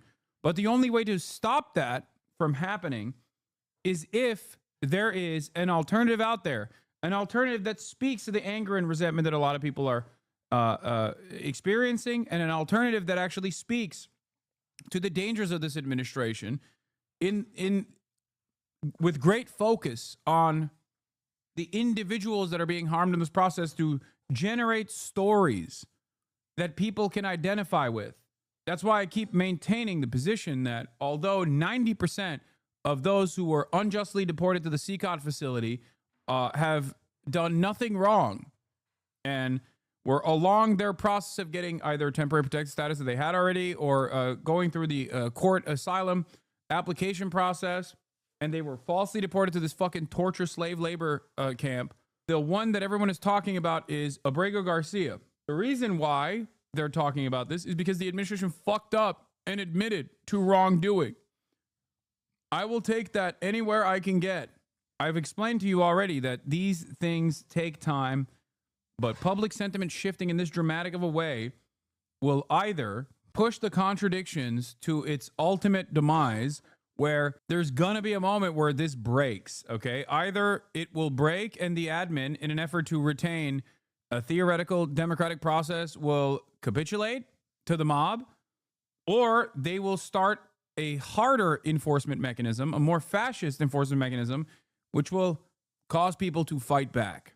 That's why I'm talking about public perception here. Before you guys say, why does public perception matter? Of course it fucking matters. Public perception always matters. It matters in the short term, as we seemingly still have a democratic process, and it will matter in the long term as well. Let's say the admin says, fuck you, protesting is now illegal. People start getting fucking locked up for protesting. That's the breaking point. That is the breaking point. At that point, it's just like you're gonna see people taking matters in their own hands. Okay? What a lot of people don't understand is voting is a pressure valve. Okay? Theoretical democracy is a pressure valve. It is a way for people to feel like they have a say in the process. If there is no pressure valve, if there is no release, this shit will implode. That's it. You cannot maintain authoritarian control over 330 million people that are fucking gadded out the wazoo, okay? People say, oh, the military, they got drones or whatever. But ultimately, the military is people too. They're still part of the people. They got family members. They got their own personal opinions. That's how fucking coups happen. To support one side of this, you have to deny some like basic human values. Either way, like to support just rounding people up and just assuming they're all gang members. I'm not saying they're doing that, but this is the worst case scenario, right? Yeah. They get a bunch of people in a room, they rope them all in, and one guy's just someone's cousin picking someone up to give him a ride home. That's possible. And now you're back on the one innocent person now you're right back. And what if that dude is not doing anything wrong and he's got some stupid tattoos and they decide that this guy's a gang member, and now you're in a prison in El Salvador and you're not even from El Salvador. And now, you were just a hairdresser or you were a tattoo artist, family or whatever man. you are. Yeah. You came over here and maybe you got a green card and maybe you don't. Maybe you were just given asylum, because a lot of people from Venezuela were given asylum in America. Yeah. And then you get shipped to El Salvador, where you're not even from El Salvador. So that the fact that exists scares the shit out of me. But also the fact that they were just letting terrorists and gang members flow freely into the country is fucking horrible. And when you talk about innocent people, what about the innocent people that got murdered by terrorists and well, not terrorists, that really hasn't happened, but gang members, and this Trender Wagwa that were taking over those apartment buildings in Aurora, Colorado, and like that's scary shit, man. Armed with machine guns, taking over apartment buildings. Like, what are we talking about here? Like, what are we talking about? You're letting that happen? You're not sending in the troops to stop this? Yeah, and you think that wouldn't, in your head, you're like, that can't happen in America, in Colorado. Bro, they got a guy that had done that in California, and they refused to deport him because they said that California is a sanctuary state. They're like fighting to keep a known gang member free in America. The whole thing is bananas. It's like almost like you don't want to go full tinfoil hat, Sam Tripoli style, and just decide that they're trying to destroy America. But if I was going to try to destroy America, that's how I would do it. Yeah. I'd take over the political process, impart censorship on all the social media, like gaslight people to no end, consistently do it. AstroTurf stadiums filled with people pretending they support something, pay them to be there, manufacture a movement, and slowly but surely bring chaos to all the cities. Allow DAs to get elected that are the worst when it comes to protecting people and the best when it comes to freeing violent criminals. And that's really their goal. And they can do it. They can just use words like racial justice, and like just send murderers back out into the streets. You just create chaos. Defund the police. Dude, what? It's so funny because the underlying sentiment that Joe Rogan is demonstrating here is a hallmark of the Republican Party, which is to fucking lie about shit that isn't happening in an effort to get your ridiculous agenda across successfully. And it's not that he's close, because he's literally doing that right now in defense of the Republican Party. The idea that there is like this notion that like people are being sent home after doing like rapes and murders because they're undocumented migrants is so fucking stupid that if I heard someone say this to me in the wild, I would probably immediately call their family members and be like, your immediate family member is experiencing a stroke. He's got the John Fetterman brain disease. He's got a bad brain. You need to come down here. You need to pick him up because he can't drive a fucking vehicle. Okay? He is a danger to himself and others. He is very obviously experiencing a fucking stroke. Like, it's so insane that this is the underlying basis for why the Republicans must be so aggressive with combating immigration. Because why? One, they're doing rapes and murders every day 100,000 times a year. Not true. It's just literally not true, okay? What a psychotic fucking thing that they're claiming. The only evidence that's out there that is readily available for all to see is the exact opposite of this. It's the evidence that shows that this is incorrect. There's no evidence for the statement whatsoever, okay? And number two, the idea that like these guys are doing rapes and murders all the time, and then under the Biden leadership, our court system would look at a bloodthirsty rapist serial killer and go, oh my God, are you from El Salvador? Oops, can't deport you. You're free to go, sir. Please go out and rape and murder more Americans. Like, that's if this is genuinely what you believe, you are hallucinating. And previously, when someone said shit like this, they'd be on top of a soapbox outside of a goddamn subway station, and people would just be throwing coins their way to be like, all right, big guy, you know, I hope you can, you know, buy something fun with this. Now you get to be fucking Joe Rogan and make $250 million a year entertaining these insane statements. And those insane statements are not even something that you came up with in a fucking paranoid schizophrenic attack. But instead, it's you regurgitating what the administration has said while they were campaigning successfully for office and has continued saying since they assumed the role of the presidency. What the fuck is going on? No wonder so many people that we know that we exist with in our day-to-day existence are fucking psychotic at this point. Like, what the fuck? Yeah, like, ask anyone that you know. Ask anyone that you know that entertains these kinds of insanities. Are you telling me that the previous administration, under the Biden administration, you genuinely think when someone did a fucking rape or murder and they were found to be an undocumented migrant, that they just released that person? Like, just think, close your eyes for a brief moment and try to imagine that world where where some fucking judge, 75-year-old white dude is from, you know, appointed during the Reagan administration, goes, oh my God, you're Guatemalan? Well, that means you get multiple free rapes, like a fucking Subway punch card. Come back when you filled 10 rapes. Like, that's what you think is going on.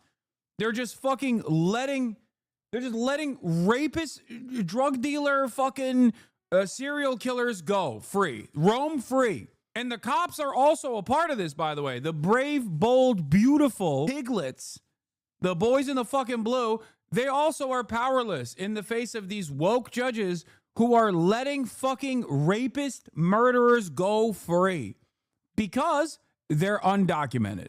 If you believe this, I can trick you into believing anything. I can trick you into eating dog shit, okay? You are the most easily tricked adult of all time. I could literally serve you dog shit. And you go, this is delicious. Ooh, scrumptious. Oh my God.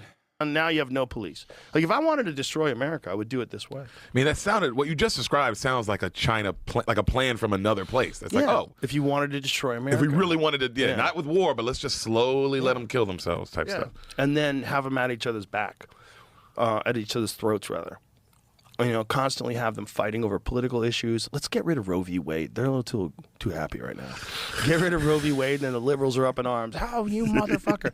Which was, getting rid of Roe v. Wade was actually a good move if you were a Democrat, because then people get upset, and then they really want to vote. Like, you could probably ignite a lot of people. And that was like, there was some famous videos. There's one famous video of this lady celebrating that Kamala Harris was going to win. And she was like, reproductive freedom. Women came out to vote in unprecedented numbers. It was, I'm sure you've seen it. It's a video of this lady mocking this guy. Yeah, white women to vote for Trump. White women voted on the same ballot measure where they were like, of course I want my fucking pussy protected, but not that much. I don't want my pussy to be protected from Donald Trump. He can grab my pussy all day. Literally on the same fucking ballot, white women were like, yes, I want my ovaries to be mine unless it's Donald Trump taking them. In which case, I will literally strike down any sort of fucking abortion restrictions, but then turn around and vote for the guy who did it. Insane. Working at a liquor store. No. Did you ever see it? I didn't see this. It's so good.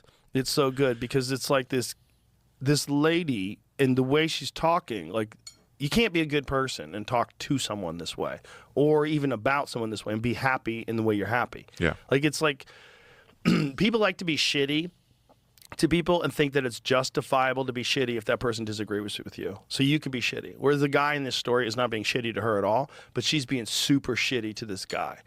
And but she's talking about reproductive rights. Because like that was like one of the big things that got people to come out and vote for the Democrats. Yeah. Like if I was playing 4D chess and I was a Democrat, I was like, this is what we do. Get rid of ourselves. Get rid of ourselves. Get rid of us, and then campaign on that. Okay, now we got all the women pissed off. Because women don't want men telling them what to do. Bitch, you can't get pregnant. Shut the fuck up. Shut the fuck up. Just shut the fuck up. Shut up. Until you can get pregnant, shut the fuck up. You know? Yeah. It's like, so this lady, you got it, Jamie? You can find this video. It's so funny. This poor lady. But it's about reproductive rights. Like, she's saying that. And it was for a lot of people. But that was a big one. So, like, you would do that. You would do that. You would get rid of that. You would try to get rid of the Second Amendment. Fuck the Second Amendment. We're going to get rid of all guns. Oh, the fucking gun guys, get up for the Republicans. You know? And then, you know, you would say, we need open borders because we need, our society is population collapse. And they were starting to say things like that. And we need, you know, who's going to pick cotton? They're essentially marketing it because they're saying Americans don't want these jobs, so we have to bring people in to pick our crops. Who's going to clean? All right, it's time. It's time for Matt Christman's famous Zen fascism take. Nope. It's time. Because what Joe Rogan is demonstrating right here is exactly what Matt Christman famously identified on an acid trip to CPAC. Does anyone have the video? I'm going to explain to you exactly why. Joe Rogan identifies the hypocrisies of the Democratic Party very clearly. And yet, you would think he would directionally be against that and also against the Republican Party. No. In a way, Joe Rogan is more honest. Okay? He is, in a way, significantly more honest than the average liberal. This is true. Let's watch. The social event of CPAC, a Benny Johnson creation. This is his new job as Toilet Paper USA's creative director. Someone forwarded us the invite. It was called the America Fest. America Fest. And the actual email was just like a night of bourbon, beer, and bacon. I'm not exaggerating. Yeah. And it's signed off with Dilly Dilly. Oh, and the icon was a dabbing astronaut. Oh, yeah. And it was at Cadillac Ranch, which is a bar called Cadillac Ranch, which is one of those fake ass Western honky tonk chain. It's got a fucking Cadillac on the roof. It's wacky. It was like stepping into Benny Johnson's brain, and there was the drinks menu was just like build the wall, whiskey neat. Yeah. Mexico will pay for it, tequila sunrise, and then just the Kavanaugh, which is just a beer. Yeah. Yeah, no, they didn't even have any puns. Again, and the only way it was done up to make you know that it was America Fest. This is like Benny Johnson's projection of what makes America YOLO and epic, and the answer is punks. All throughout the bar were life-size cardboard cutouts of Chris Pratt, Tom Brady, Tim Tebow, Arnold Schwarzenegger, and Drake. Jackie Chan. And there was one of Jackie. Yeah, because he's gay. Because Benny Johnson is a homosexual. Literally. Benny Johnson is so gay that he is no longer allowed to go across the country on work trips without his wife being there. I know that for a fact. Benny Johnson is not allowed to travel without his wife anymore. It's not because of cruise sites. I'm talking about some other shit. We knew that Benny Johnson was gay when he tried to do the targeted ad thing, where he was like, why is this Veterans Affairs Office website showing me ads for a gay cruise? And everyone's like, yeah, dude, that's because you're cookies. That means because you're Googling gay cruises to fucking go on, dumbass. But that's not the only reason why I'm saying this. It's because he 100% is not allowed to go and travel for work without his wife being there, without his wife being present. Yeah, the advertising on the Military Times right now, the world's largest gay cruise, get on board. That was Jason Whitlock, but he's super gay too. No, Benny Johnson is not allowed either. Was of Marilyn Monroe. No, Melania. Monica Lewinsky. There was an AOC one that was just there to be yelled at and defaced. And Charlie Kirk was there. DJ TJ showed up. Don and Jr. He did an idiot knucklehead speech about how you guys have the balls to be assholes on college campuses, and I love you for it. Yeah, no, I felt like bone deep despair. I was feeling like Reverend Toller. No, I was on some like Maoist third worldish shit where I was just thinking like, oh, we're all on the same side. These guys aren't my enemy, really. I mean, we're all. This is important. This is the point.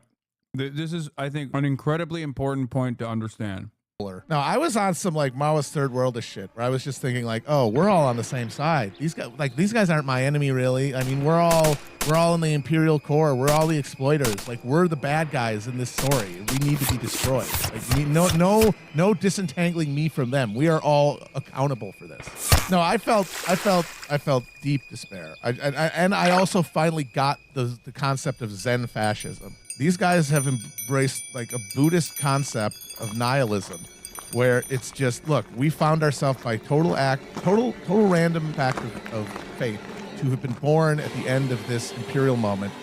We have access to this incredible bounty of exploitation, of the bounties of exploitation, and we're gonna fucking use it and have fun. You're also in the same boat as us. You were born in the same situation. You have access to this same bounty. Why don't you just enjoy it? Yeah, everything's going to die. Everyone's going to die. Sure, it's not sustainable, but we're going to be the last to die, so why not enjoy it? Why fight against it? And I actually finally got the point of all of that hypocrisy mongering that Republicans do, where they say, oh, you drive a car. Oh, you use a cell phone. It's not to try to get you in some petty hypocritical gotcha. It's to say, we're all in this together. We're all on the same side. Why don't you just enjoy it? Why are you torturing yourself? Why are you like, oh, this is actually bad, and oh no, we're exploiting all these people. Yeah, but that can't change it. You're in this situation. Just eat the fucking slider, drink the goddamn beer, and enjoy yourself.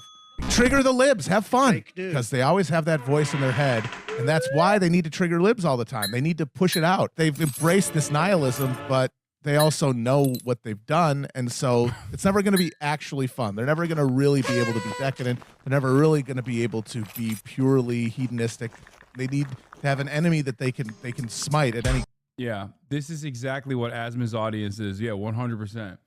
Oh, it's literally your jalapeno popper take? No, that's another.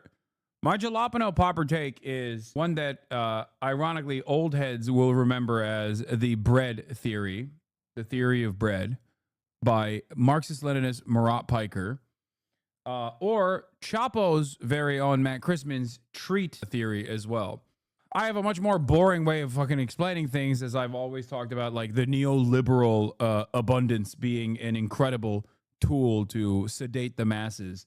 One that no matter what form a socialist revolution takes, they should probably remember that treats should flow. Matt made one of the best observations. There are only two political positions in America. Don't be an asshole versus don't be a pussy. But yeah. But he's right. And this is still very much what's going on. The notion that these guys are just like, dude, why the fuck are you complaining about all this shit? Shut up. Shut the fuck up. You're in it too. That's what Joe Rogan is doing here, where he's like, oh, you know, like, well, the Democrats are just like, they're salivating at the prospect of abortion rights being taken away so they can fundraise off of it. They can campaign off of it. Like, yeah, he gets it. He's not wrong. That's true. That's a true statement, right? But the problem is, he looks at that, he recognizes that reality, and then turns around and votes for Donald Trump and endorses Donald Trump, who's doing the exact same thing. Because he's like, yeah, might as well enjoy the show. Might as well enjoy the ride. It's yielded tremendous fucking bounty for me, Joe Rogan. $250 million a year in Spotify deals, you know, Porsche car collection, all of that. I got it all. What am I supposed to do? Shit talk this fucking system? Care about poor people? Why the fuck would I? They adore me. They are my fucking playthings. I walk down the street, I can't stop. People mob me. Wherever I go, I'm Joe Rogan. I'm the fucking richest comedian out there without a single fucking coherent or decent comedy special. He gets it. This attitude is why they think you're grifting too. Yeah, but the people that think I'm grifting think Joe Rogan is not. That's the irony. And it's also partially the reason why they like Donald Trump, because Donald Trump says it like it is, right? Donald Trump's like, yep, I don't care about anything. I love money, money, money, money. I love money in my pocket. And everyone's like, hell yeah, he's so honest. It's like Donald Trump could come out and be like, I'm fucking you over every day, you disgusting little monsters. I hate all of you. And they'd be like, yes, sir, I am your piglet. Keep giving me that steady flow of garbage. I think this is a person that has killed it and recognizes the tremendous bounty that he's gotten within the system, within the structure, and wants it to continue. And therefore, there's a semblance of honesty behind it. The dishonesty comes from people wanting to be like him. The dishonest nature of Joe Rogan is the notion that, like, he presents this veneer of success as, like, somehow attainable. I'm just like you, you know? So people look up to him and think if they embody Joe Rogan, they will be Joe Rogan one day. They will not be Joe Rogan. And people would rather be lied to than to be told the fucking cold hard truth. And that's why so many people get fucking mad at me and say I'm a goddamn grifter, when if I was doing what Joe Rogan has been doing this whole time, they'd fucking love it. The very same things that are markers, that are signifiers for success and attainable goals that people want, like a fucking nice car, turn into an opportunity to shit on someone like myself. You have a nice car, you fucking grifter. Stupid ass grifter. You have a house. You have a fucking house where you live with your family. The fuck's wrong with you? You goddamn grifter. That's it. They basically are like, no, why don't you? It's something that I've realized where, like, it's basically this idea where people constantly are coming up to me in the chat and saying, dude, why don't you say capitalism is good and that one day I can get exactly what you have gotten for yourself? What the fuck is wrong with you? Like, they literally are just like, I don't get it. I don't understand it. I truly don't like you. On the Spectrum 2005. I've had the same exact debate with the Zen fascist, but I didn't have a name for it. The guy had a computer science engineering degree and understood the climate crisis. He knew about the unjustifiable deeds of the state. He was an atheist. He said having to not eat meat, and that was all not worth it if the world was going to die anyway. He wanted to not be a sucker when the world was ending. Yeah, I mean, that's the David Shore argument, ironically enough. Remember David Shore, Mr. Popularism, the whiz kid, the data kid for the Democratic Party. Just do things that are popular and don't do things that are unpopular, except for Israel, in which case don't do the thing that's popular. I'm David Shore. Anyway, David Shore famously had a fucking tweet where it was like, climate change, anthropogenic climate change, raising temperatures by 2 degrees centigrade year over year, versus trying to reverse that and allowing China to dominate the world. I'll take my chance with climate change. He said, I would rather have the world collapse to anthropogenic climate change than allow China to fucking win. You know? Yes, I dislike you. Okay, man. I mean, I hope you get better one day.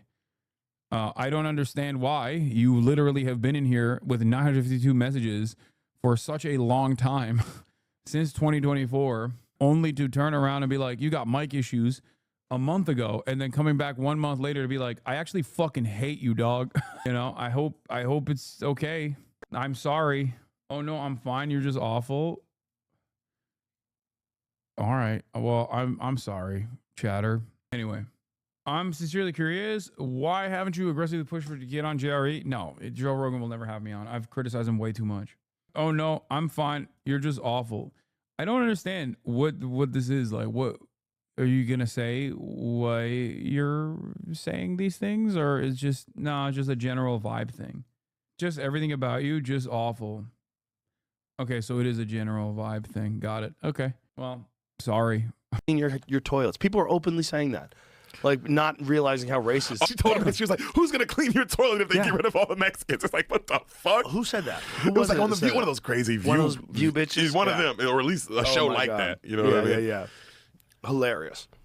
So there was that going on. If you wanted to like destroy society and make it worse, what would you do? You bring people in from a third world country, don't have them change anything, financially incentivize them to be there, give them free money while you're not helping the poor people in America. They were giving them debit cards, free housing, free food, putting them up in the Roosevelt Hotel in New York City. Why, you old shit? If you wanted to destroy society, that's how you would do it. That's how you would do it. I mean, that sounds... Or you could give them proper processing and proper paperwork even after they were fucking unjustifiably kidnapped and human trafficked to these states with the deliberate effort of, with the express purpose of ruining the asylum process for them. Perhaps the best thing to do would have been to expedite their court hearings, give them an opportunity to look for gainful employment. You know, that's what I think. But no, the real criminal in this circumstance is not the Venezuelan on TPS, by the way, because a large majority of those guys were on TPS to begin with. Okay. The real criminal in this process is, number one, Governor Greg Abbott, Joe Rogan's favorite governor, his own governor. Number two, Ron DeSantis, Joe Rogan's second favorite governor, Governor Ron DeSantis, who participated in this human trafficking scheme. And the number three criminal in this process, still not the Venezuelan on TPS that had to fucking go to New York, is Joe Biden. It is Joe Brandon and Eric Adams and anyone and everyone that did not look at this and go, we are going to criminally prosecute you for doing this. Can you think if a governor, let's entertain for a brief moment, Donald Trump is president. We are nearing the end of the third month of the Burger Reich. Every single day is yet another cataclysmic, world-changing event. Close your eyes and imagine for a brief moment if a governor said that they were going to do the reverse of what Greg Abbott has done, which is to basically go and in the process of I don't know, like ICE directing migrants out of the country, they overtake the buses and then bring them to the state of California. Okay? And then they offer them protection. What would Donald Trump do? What would Donald Trump do in that situation? He would kill Greg. Not Greg. Sorry. In this situation, it would be Gavin Newsom, right? In this hypothetical scenario. He would literally do the death penalty. He would do capital punishment. He would do drone strikes. What did Biden do? What did Joe Biden do when Governor Greg Abbott engaged in this human trafficking scheme specifically for political moves, specifically so that he could get a political leg up? He did NATO. He didn't move funds into the federal court processes to ensure that the immigration judges would, in an expedient manner, process these people and allow them to get temporary work visas so they could go out and seek gainful employment, pay taxes, do all that shit, and to show the rest of the country that, of course, we have space for all of these migrants. What the fuck? We're the United States of America. He didn't do that, though. He did not do that. We have so many tools at our disposal. The American government is so fucking powerful. And yet, Democrats refuse to exercise that power. And when Republicans exercise that power, they do it for evil. It's so annoying. They could have flipped the script on this migrant shit right then and there to be like, to do what the gracious people over at Martha's Vineyard did. Because this initially started with Martha's Vineyard when they fucking shipped a bunch of migrants to Martha's Vineyard. What did the locals do? They immediately tried to find housing for all of the people that were sent there. They could have done that. You know who was saying that? If only there was a political commentator who was saying exactly this. If you were to come in here and hear me say this now and go, well, Hassan, hindsight is 2020. Well, it was foresight back then, because I was saying it back then too. I was saying just this. I was saying Biden has a unique opportunity here to prove by example that America can, as a matter of fact, take care of these migrants. And they didn't do that. It wasn't even foresight. It was just sight, as I always say. Not foresight, just sight. What? Hassan, would you like a really sweet message? Want to say how much appreciate what you do. I have an essay for uni that I have to write about our personal role model. I've chosen you. I was just starting to get into progressive politics when I found you, and you've helped my worldview develop so much. To have someone like you with such a big platform constantly espouses leftist sentiment is so important, especially in times like these. A trans Jewish person of color, I have never felt more safe than in your community. Keep it up, Haas. Aw, thank you, chatter. W Glaze. It's easy why you are dealing with 50 migrants versus tens of thousands that flock to your state. Hey, dumbass. I live in fucking California. What the fuck are you talking about? Did you notice how Greg Abbott didn't ship migrants to California for some weird reason and instead did it to New York without telling them ahead of time, and Chicago without telling them ahead of time? The fuck do you mean? I live in the living, breathing example of dealing with migrants that are flocking in by tens of thousands. What are you talking about? Do you honestly think California is doing a good job? With respect to migrants, yes. It's like the one thing that it's doing a good job with. That and protecting reproductive health for women. Yes, because California is run by an asshole for other reasons. Okay, I'm not going to fucking glaze Gavin too hard. Non-Californians want us Californians to think that we live in an overrun shithole. I know. They're so fucking annoying and so goddamn stupid. It's like, bro, you live in Iowa. Shut the fuck up, okay? You're over there fantasizing about like a flood of Latino migrants coming in to fuck your daughter or some shit, okay? And being like, yeah, California is so fucked up. Shut up. You couldn't fucking exist without California, okay? Remember that, you goddamn donkey. I hate this shit. Eat a fucking taco for once. Bro, people like to tell me that crime is legal in California and that LA cops are liberals. Yeah. They live in fucking La La Land. That's why so many studies were conducted on this issue where they were like, well, you know, crime is not in my neighborhood, but it's somewhere. It's on the rise. It feels like there's a general vibe shift about crime being on the rise. It's not here. My neighborhood's fine, but it's at another neighborhood. It's terrifying. It's scary. Like, what are you talking about? There are chatters. Sometimes there will literally be chatters talking about straight up my backyard, okay? They'll be like, dude, aren't you terrified? There's so much crime happening in your neighborhood. Without realizing that they're talking about my fucking neighborhood, I'd be like, what are you saying? What the fuck are you saying? I spent a year in Cali and now I live in West Virginia. People act like I came back from Afghanistan.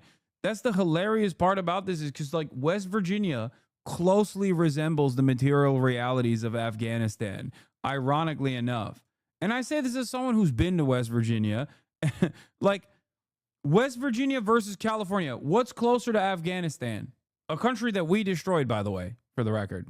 Yeah, motherfuckers living in Fallout New Vegas conditions talking about California being a shithole. It's like, bro, what are you saying right now? You need to have foreign NGOs drop ship medical aid into your fucking state because of the dire need. Like, you got dudes working in fucking Zimbabwe coming to goddamn West Virginia and being like, dude, the dental work necessary here is worse than the African countries that we have exploited that I went to go and work on. And these motherfuckers are like, you know what? California, that's the problem. That's the real problem. And this isn't to say that there aren't major issues in California, okay? There are. And it is directly a consequence of the right-wing attitude that liberal administrators have. Gavin Newsom being directly in the pocket of real estate developers and refusing to increase the housing supply, refusing to follow through on the ballot measures that Californians fucking vote on every goddamn election cycle. China preaches communism, but then turns around and exploits African countries, arguably worse than USA does. Thoughts? Yes.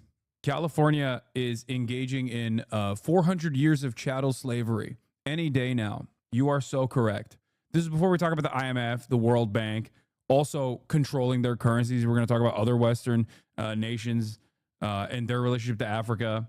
They're doing all of that right now. Any moment now, they're going to start doing it. Oh, did I say California? I meant China. You are so wrong on this one. I am literally dating a Latina. They are invading us. Chad just wanted to fucking flex. And yes, I misspoke.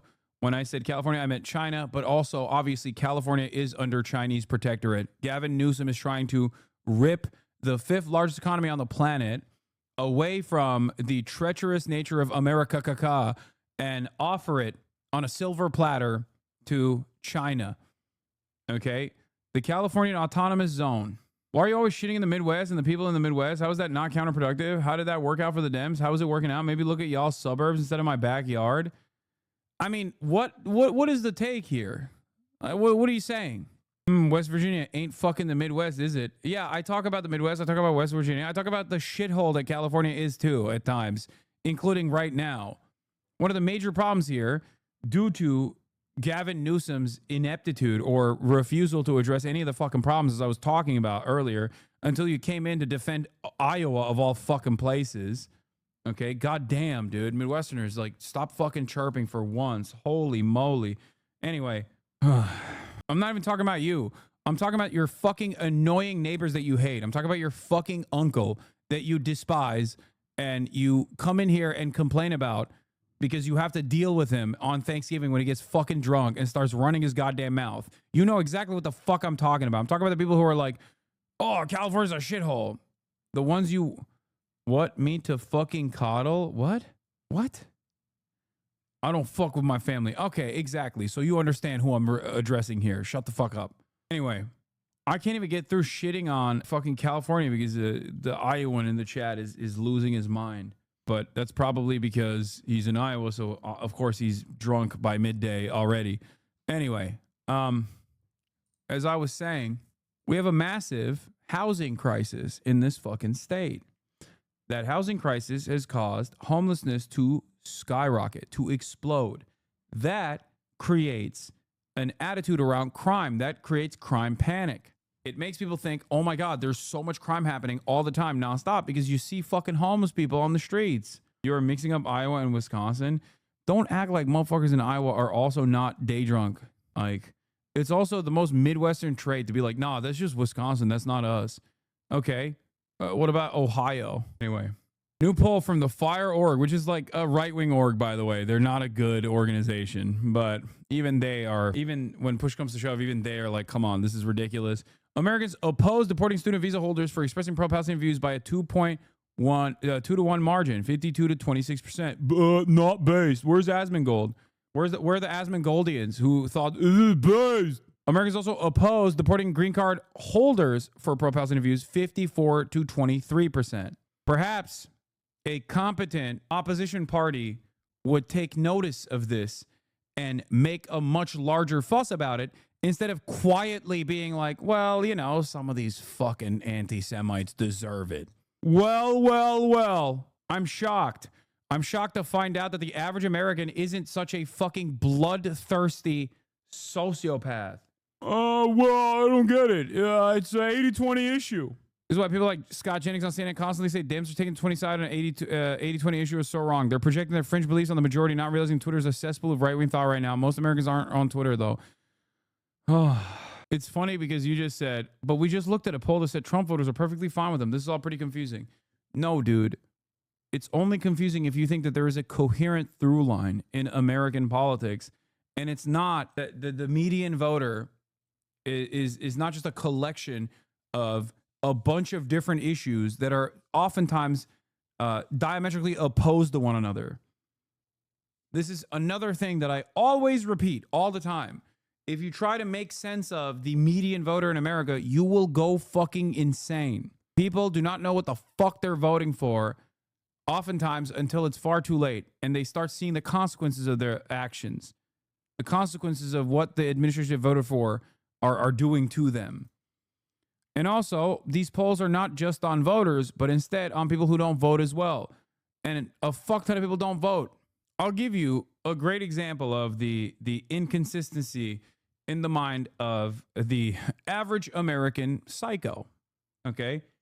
QAnon supporters and the like. The anti-vaxxer movement. Okay? It was one of the first grassroots initiatives that the Republican Party grabbed onto. Okay? Oftentimes they astroturf that shit. This one was just there for the picking. They grabbed onto it quick. If you ever talk to an anti-vaxxer, half of the shit that they say is some of the most like anti-capitalist thought you've ever heard from the average suburban Hitlerite, where they're like, we need to facilitate the execution of all the big pharma CEOs for, constantly selling us poison in the form of cures. Like they should be, we got to get money out of big pharma. And then they turn around and they vote for Donald Trump. They turn around and they advocate for deregulation of big pharma. How is that even remotely consistent? It's not, because they're fucking insane. And partially because they don't have someone guiding them in the right direction. They are sheep without a shepherd. Or rather, the only shepherd they have is a fucking wolf. Anyway, that's it. Yeah, defund public health, privatize the NIH. Hell yeah. You would just keep like doing it's working. Like it's going in that direction. Yeah. So the problem with things that are going in a radical direction, and then there's an overcorrection. So the overcorrection is lack of due process. The overcorrection is like round them all up, ship them to jail. Like that's like some things that you say when you're not thinking things through. Like, what do you do about all the criminals? Take them all, fucking send them to El Salvador. Yeah. What about due process? No, fuck that. Well, here's the problem with fuck that. What if you are an enemy of, let's not say any current president. Let's pretend we got a new president, totally new guy in 2028. And this is a common practice now of just rounding up gang members with no due process and shipping them to El Salvador. You're a gang member. No, I'm not. Prove it. What? I got to go to court. No, Yeah. no due process. That's Right? dangerous, Joe. That's dangerous. dangerous. That's man. dangerous. That's dangerous. We got to be careful that we don't become monsters while we're fighting monsters. But then again, you got to find these motherfuckers that are here that have terrorist cells and that are ready to fucking blow up malls in Dallas and do crazy shit, which definitely they've thwarted before. Yeah. So like this is the best argument for intelligence agencies is that there's real threats. You know, like for someone to say, fuck all the CIA, fuck the FBI. What, are you crazy? Who's going to investigate real threats? Like the real world exists. As much as you want to pretend that that we can all go kumbaya tomorrow if we all just lay down our arms. No, there's people that are 48 years old and dedicated to crime. They've been dedicated to crime in Guatemala, and now they're here. Yeah, and now they're dude. selling fentanyl, and they're not going to stop. Okay? They don't give a fuck. Yeah, and they're on EBT cards where you're getting money from the government for free every month because you're in a sanctuary city and you get free food and you're a criminal. And then one of them, like two of them, assaulted cops in New York City and then got free. No cash bail. No cash bail. You just get out. They assaulted cops and then they're on the street giving the Tupac to the camera. You ever see that? No, Joe. Bro, it's what? crazy. First of all, we got to show you the Kamala Harris lady. You got the Kamala Harris lady? You can't find it? They probably scrubbed it from the internet. She's being shamed. I'm not really sure what to look for, but You're putting a tinfoil It's okay. hat on my head right We now. don't- Like, that's we don't how I'm have to put feeling. it on. We don't have to show it. It's because we've already showed it a bunch of times. It's how you would do it if you wanted to destroy America. I'm not saying, so the question becomes like, how much of it is our own folly? How much of it is just natural human behavior? How much of it is like the right wants law and order, so we don't want law and order. The right wants to punish prisoners. We want to, no, it's racism. You know, it's like, what is it? But that's just teams fighting. That's yeah. But also, I feel like it's manipulated as well, and maybe more so than anything else. I feel every single dumb fuck that's come into my chat over the past couple of weeks, where I tried to explain to them why you must have due process, hopefully will understand it now that Joe Rogan has explained it with virtually the same exact example. I feel like it's manipulated. And again, if you wanted to turn us into China, and what I mean by that is a country that's facial recognition everywhere, social credit score system that's attached. We have that, Joe. We have that. And we're also doing the thing that you're complaining about right now. As a matter of fact, the guy who's doing it is a guy that you hugged 2 days ago. You hugged the guy doing it 2 days ago. We have credit scores. We have mass surveillance. You used to know these things. We used to glaze Alex Jones for being prophetic, being a prophetic voice that recognized the surveillance state before anyone else did. That was the reason why you liked Alex Jones. Wait, this is a 6-month-old clip? It's from today. Why do you think Joe Rogan would be against due process 6 months ago? To all of your banking, your ability to travel, everything you do. If you make anything online that's against the government, you could be disappeared, you could be locked up, you could be made a political prisoner. You know, this is fun. It felt like we were heading that way. This is good. I'm glad that he's fucking recognizing this, because this is what conservatives would constantly complain about. This is their suspicion as to what the Democrats were up to. You know, they'd always fucking turn around and be like, this is what the Democrats want to do. The demon rats. They want to fucking put us in FEMA camps. They want to put us in fucking FEMA facilities. Ladies and gentlemen, if we don't put an end to this right now, it's going to a scary path. And it's like, well, dude, Trump is actually doing it and saying he's doing it, and also constantly saying, what the fuck are you going to do about it? And it took him this long to recognize the impact. Yeah, I think this is something that, I think it was Metzger that said this. No, it was Duncan that said this about Ukraine and Russia. He was like, do you realize, like, the Ukrainians that we're killing, or that rather the Russians that we're killing by sending over arms and money to fund the Ukrainians? Not saying that we shouldn't do this, but he's saying that a lot of those guys are being forced to go to the front line. And a lot of those guys are prisoners who get released in order to fight. So what if you're a prisoner because you wrote a bad tweet against Putin, and they lock you up, and then all of a sudden Ukrainians are killing you with American weapons because you tweeted bad against Putin? So it's Putin's way of like eliminating any dissent from, like, and they don't. It's weird. He's getting there. There's a semblance of humanity here. Weird that it's still, he's not wrong. It's just arriving at the correct point while taking the weirdest route possible. I don't know. Even arrest that many people online. Megaphonic said, I can't believe it, but Joe Rogan is showing more introspection than my dad. Don't worry, because if Joe Rogan is showing this introspection, your dad will inevitably also show it. Because even if your dad is not listening to Joe Rogan, he's listening to someone else that listens to Joe Rogan. He's listening to a podcast. Okay? I assume somewhere along the line, there is at least one kind of right-wing podcast or right-wing media person that your dad is listening to that he really trusts. And that person is probably going to say similar things. Whatever you say, you do not know our dads. Okay, we'll see. If your dad only listens to Fox News, you're fucked. He's not going to change. There's no introspection coming for your dad. But many people do listen to Joe Rogan. So him having this wake-up moment is good. It's not a bad thing. My dad is gone. His guy is Mark Levin. Oh my God. Okay, never mind. Yeah, no, your dads are fucked, dude. Your dad's brains are mush. I'm sorry. I feel bad for you, but yes, there is no salvaging any of that shit. Your dads are all fucked. If they are exclusively getting their notes from Fox News, then they're cooked. In comparison to, or for doing things online, in comparison to the UK, The UK is getting in on it full steam ahead. The UK is arresting people for anything that makes people uncomfortable online. They show up at your house and just fucking arrest you. They've arrested, like, how many people have been arrested in the UK for social media posts in the last year? Please, you have to tie this back to America, right? Please, you're an American. Also, I think it's like 1 or something.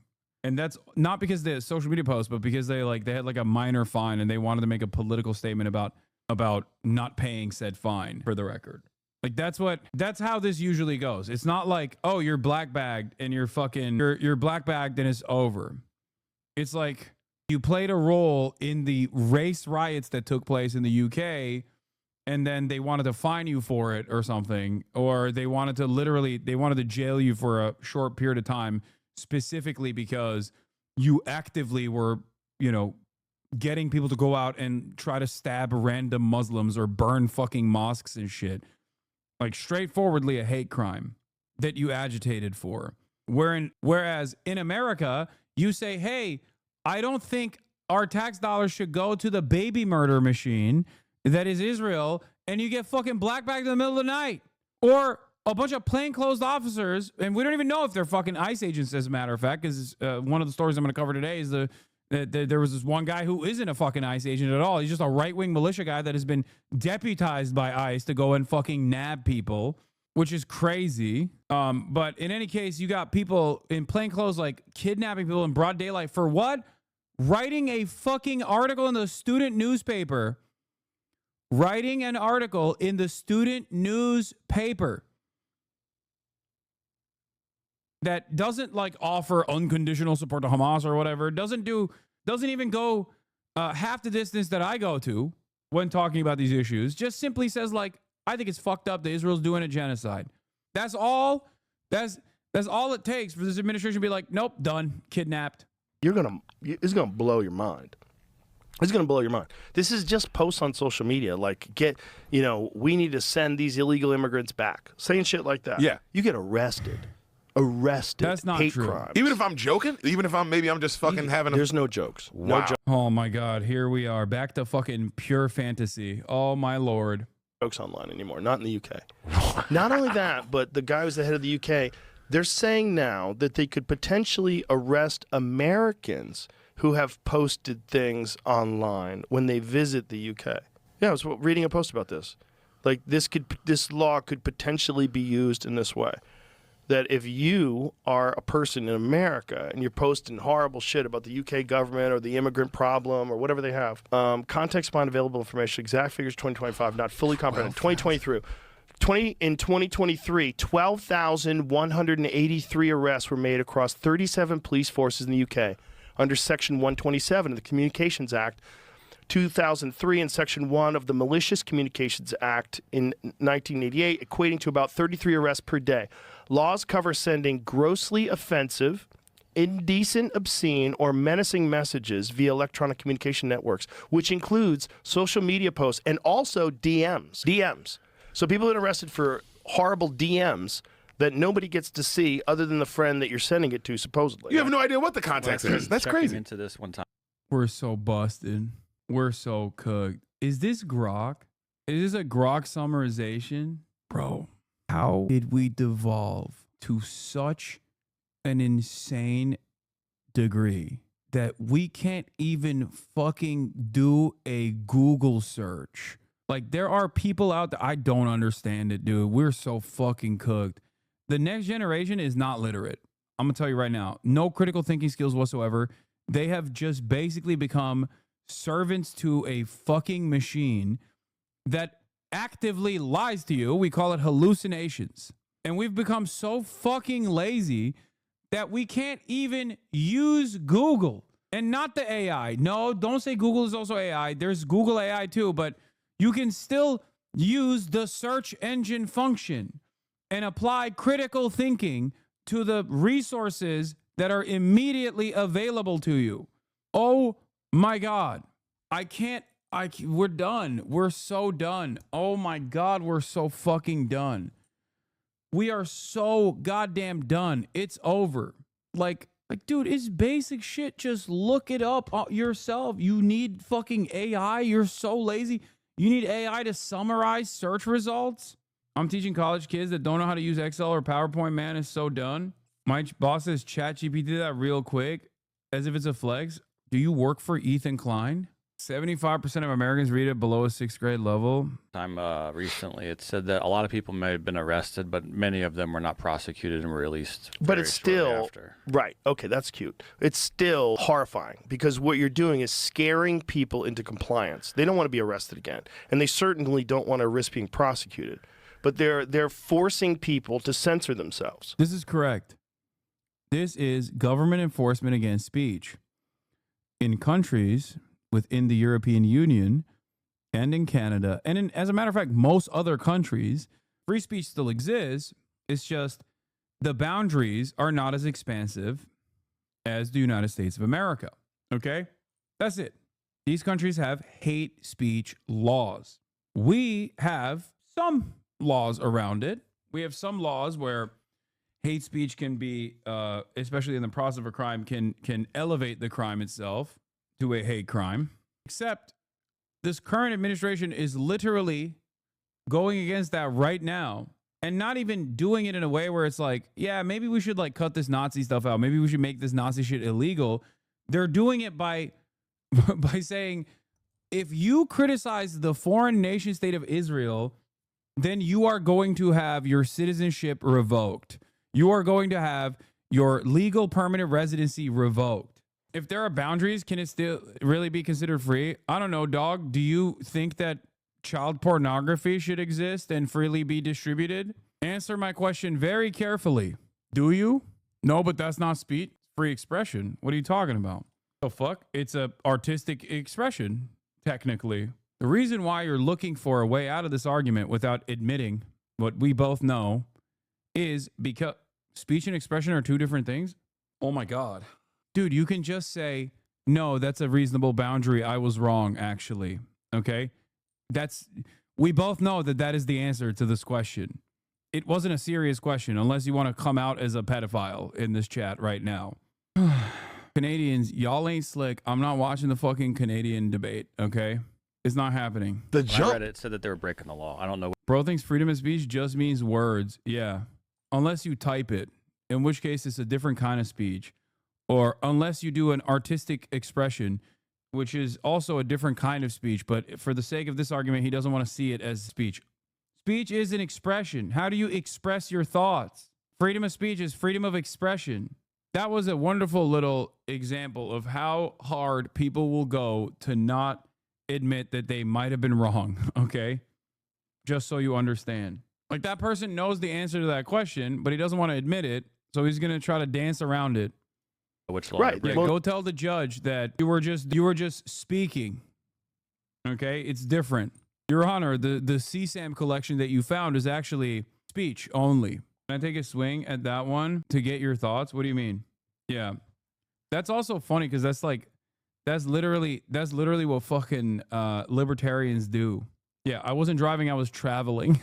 Wait, what? Oh, this guy. Oh my God. No, this guy's volunteering to defend CSAM. No, don't take a swing at that. Don't do it. Well, no, they do have a law. Oh my God, no. They don't have freedom of speech the way we have in America. Hello, everyone. Where is it? Where's this more here? Taylor Lorenz spars with Hannity? What the fuck?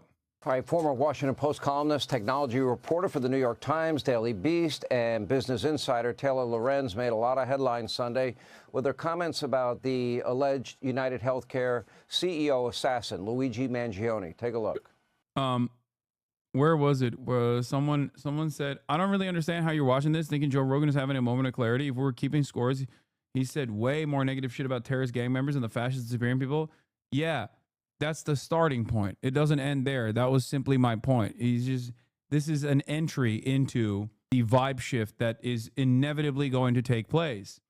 Part of that is because things will not get better under Donald Trump, and they will only get worse.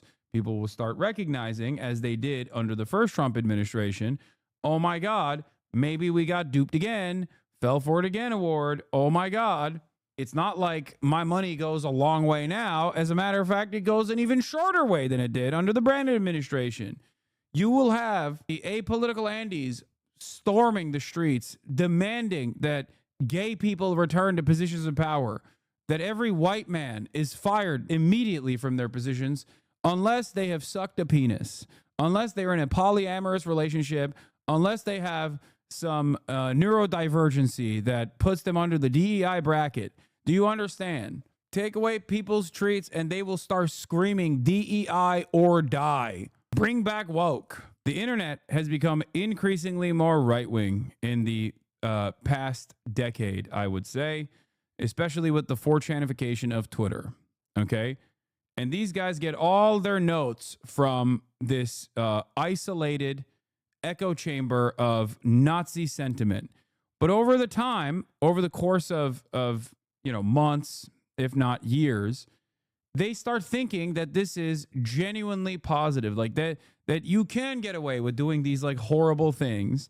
And if you also don't fix the underlying material inefficiencies, inequalities, the underlying material problems that people are fucking facing, people are still going to be resentful, and they're going to go, okay, well, we tried this anti-woke shit and it didn't fucking work. The hell? I thought if we just like made it illegal for trans women to compete in high school athletics, I thought that I would magically have more money in my pocket. I didn't really think about it. I'm just a fucking dumbass. And it turns out I don't have more money in my pocket. I have less money in my pocket. What the fuck is going on? I'm hosting a show on PDX. I want to speak out against Israel publicly. Is this a risk for me as a natural-born U.S. citizen? I don't know. You're talking to a natural-born U.S. citizen who hosts a fucking show every day shitting on Israel. So the answer is no, at least not right now. And even if the answer was yes, it still doesn't matter. What are you going to do? Fucking give in to the government? What are you, crazy? You'll be barred from PDX. Supreme Court agreed to hear oral arguments in the case about ending birthright citizenship. How confident are you that the court will rule in your favor and allow that order to end birthright citizenship to go forward? Well, you're just telling me that for the first time. I am so happy. I think the case has been so misunderstood. That case, birthright citizenship, is about slavery. If you look at the details of it, the signings of it, everything else, that case is all about slavery. And if you view it from that standpoint, people understand it. But for some reason, lawyers don't talk about it. The news doesn't talk about it. That's not about tourists coming in and touching a piece of sand and all of a sudden they're a citizenship. They're a citizen. That is all about slavery. And even look at the dates on which it was signed. It was right at that era, right after the Civil War. And if you look at it that way, the case is an easy case to win. And I hope the lawyers talk about birthright, citizenship, and slavery, because that's what it was all about. And it was it was meant to be positive. And they use it now instead, not for slavery, they use it for people that come into our country and they walk in and all of a sudden they become citizens and they pay a lot of money to different cartels and others. It's all about slavery, and if you look at it that way, we should win that case. Okay.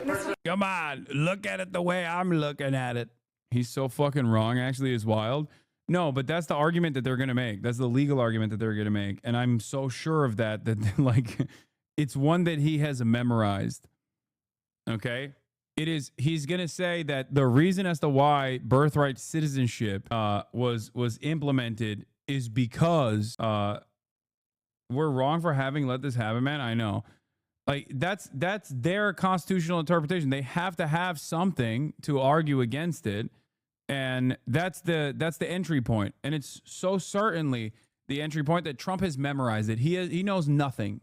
Okay? He knows nothing.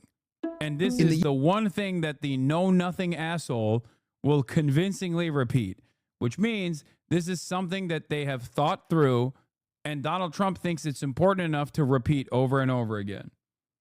Years after the American Civil War, the U.S. made 3 amendments to its national constitution that, among other things, established rights for African Americans. One of those amendments abolished slavery. One granted the right to vote to African American men, and one, among other things, gave African Americans the right of citizenship. But this one, the 14th Amendment, dealing with citizenship, it was interesting. it never actually used the words African or black or race or former slaves. Instead, it contained a rule that, with some exceptions, being born in the U.S. would make you a citizen of the U.S. Birthright citizenship. If you're born here, you're a citizen here. Birthright citizenship. Ending birthright citizenship. In 2025, on Donald Trump's first day as again president, he signed an executive order to end birthright citizenship for the children of anyone temporarily or unlawfully in the U.S. Over the next few weeks, that order was blocked by more than one federal judge, with one of the cases calling birthright citizenship a foundation of our democracy. And as of this video, we don't actually know how this will all shake out, if the Trump administration will back down, if the Supreme Court will back them up. But Trump had his eye on birthright citizenship for some time. Number one, the 14th Amendment is very questionable as to whether or not somebody can come over, have a baby, and immediately that baby is a citizen. And he hasn't been the only one to feel that way. Today, 40% of Americans think that the children of undocumented immigrants should not be given birthright citizenship. The meaning of the 14th Amendment didn't just come up for debate this year. It's actually an argument we've been having with ourselves as a country going way back. And a lot of that debate has been around this idea of who is supposed to get citizenship and who isn't. Like, for example, the 14th Amendment meant to give citizenship to freed slaves. It was never meant to give citizenship to foreign aliens. So, okay. Is that true? What does the law actually say about birthright citizenship? And why have Americans been arguing over it for almost 200 years? So in this video, we're going to look at the 3 moments that made us a country where everyone born here is a citizen. We're going to start with none of these. First, we're going to start quickly here at the original U.S. Constitution, which said nothing about who is and is not a citizen. The idea that you're a citizen if you're born here, that existed, but it was more of a legal assumption at the time, inherited from English common law. It was just simply understood if you were born in the realm, you were subject of the king. Which itself came from this old Roman idea of jus soli, or the right of soil, as opposed to the right of blood, where citizenship is passed down from your parents. But because jus soli is more of a principle than a law, for the first 70-ish years of the U.S., there aren't really specific rules on who is and isn't born an American citizen. Until 1857, just a few years before the Civil War, a time when the U.S. looks like this. Some states where slavery is legal, some where it isn't. And around this time, an enslaved man is taken by his enslaver from a slave state into free territory, and he eventually files a lawsuit saying that entering free territory should have made him a free man. His case eventually goes to the U.S. Supreme Court in Washington, D.C., and it will come to be known as the Dred Scott decision. That's his name. And what the court says is neither Scott nor his family are free. And they add that he's also not a citizen. And in fact, they say that as a rule, a person of the African race cannot be a U.S. citizen by birth or otherwise. Wait, the United States had slavery? Yeah, kind of fucked up, right? Just found out. I'm as shocked as you are, really. Supreme Court ultimately concludes that they weren't considered to be the part of the people of the United States, part of the citizenry of the United States. At this time, there are many free black people in the free states of the U.S., but this court decision officially says that the country now has 2 classes of people. Those who are citizens or who can become citizens or whose children can be citizens, and those for whom none of that applies. And within a few years, ideas like that have literally torn the U.S. apart. These states secede, and these states go to war against them, partly to eliminate slavery and that 2-tiered system, and they win. So now the Civil War is over, and the victorious North decides to undo the Dred Scott case by passing the first American law to say that people born here are citizens, the Civil Rights Act of 1866. Problem number 1. The president at the time has some objections to this, and in a letter to Congress, he complains that in addition to African Americans, birthright citizenship is also going to make gypsies and Chinese people citizens. But Congress actually has enough votes to pass it over the president's objections. That's how you know we were more Euro-minded back then. Like, we were so close in our association to the European continent, even at that point, you know, basically 100 years after we had left. It's beautiful. It's beautiful to see, because the The anti-Roma people attitude is just European. Most Americans don't even know what that is. Okay, they think gypsy. What do you mean, Gypsy Rose? Do you mean Gypsy Kings? The guys that sing, they do like, it seems like it's like a mariachi thing, you know? That's literally, Americans don't know that that's a thing. And it becomes law. But problem number 2. There would always be the risk that the civil rights laws could be modified by a subsequent Congress. A future Congress could theoretically repeal the law. So to make birthright citizenship a more permanent part of the law, they also decide to write it into a constitutional amendment, what will become the 14th Amendment. And it says, all persons born or naturalized in the United States and subject to the jurisdiction thereof are citizens of the United States. This is the language that will put birthright citizenship into the U.S. Constitution. But it will also eventually be the source of some debate because of this line, the qualifier, subject to the jurisdiction of the U.S. For example, let's say an immigrant comes to the U.S. and then has a child. Are they subject to the U.S.'s jurisdiction? The amendment itself doesn't elaborate on this. But before Congress passes the 14th Amendment, as they debate it, they actually keep pretty good records of their conversations. For example, one senator asks the rest of the Senate, won't this give citizenship to the children of... Is it common that some people from your country do not know that you had slavery? No, that chatter was joking. Come on, man. Americans are stupid, but I think not that stupid. You know what I mean? Maybe in like, give it a decade, you know, we will abolish the Department of Education. Who knows? Who knows what happens after that? Oh my God. What a fantastic sidestep here. Breaking news. The FDA is planning to end most of its routine food safety inspections, according to CBS News. The FDA is reportedly planning to outsource their oversight to state and local authorities. This guy responded, ultimately, market works. Inspectors easily duped. And if the product is bad or harmful, the business is sued and few buy its products. Oh my God. We deserve what's coming. We deserve it. Like, that guy is going to die from trichinosis. Okay.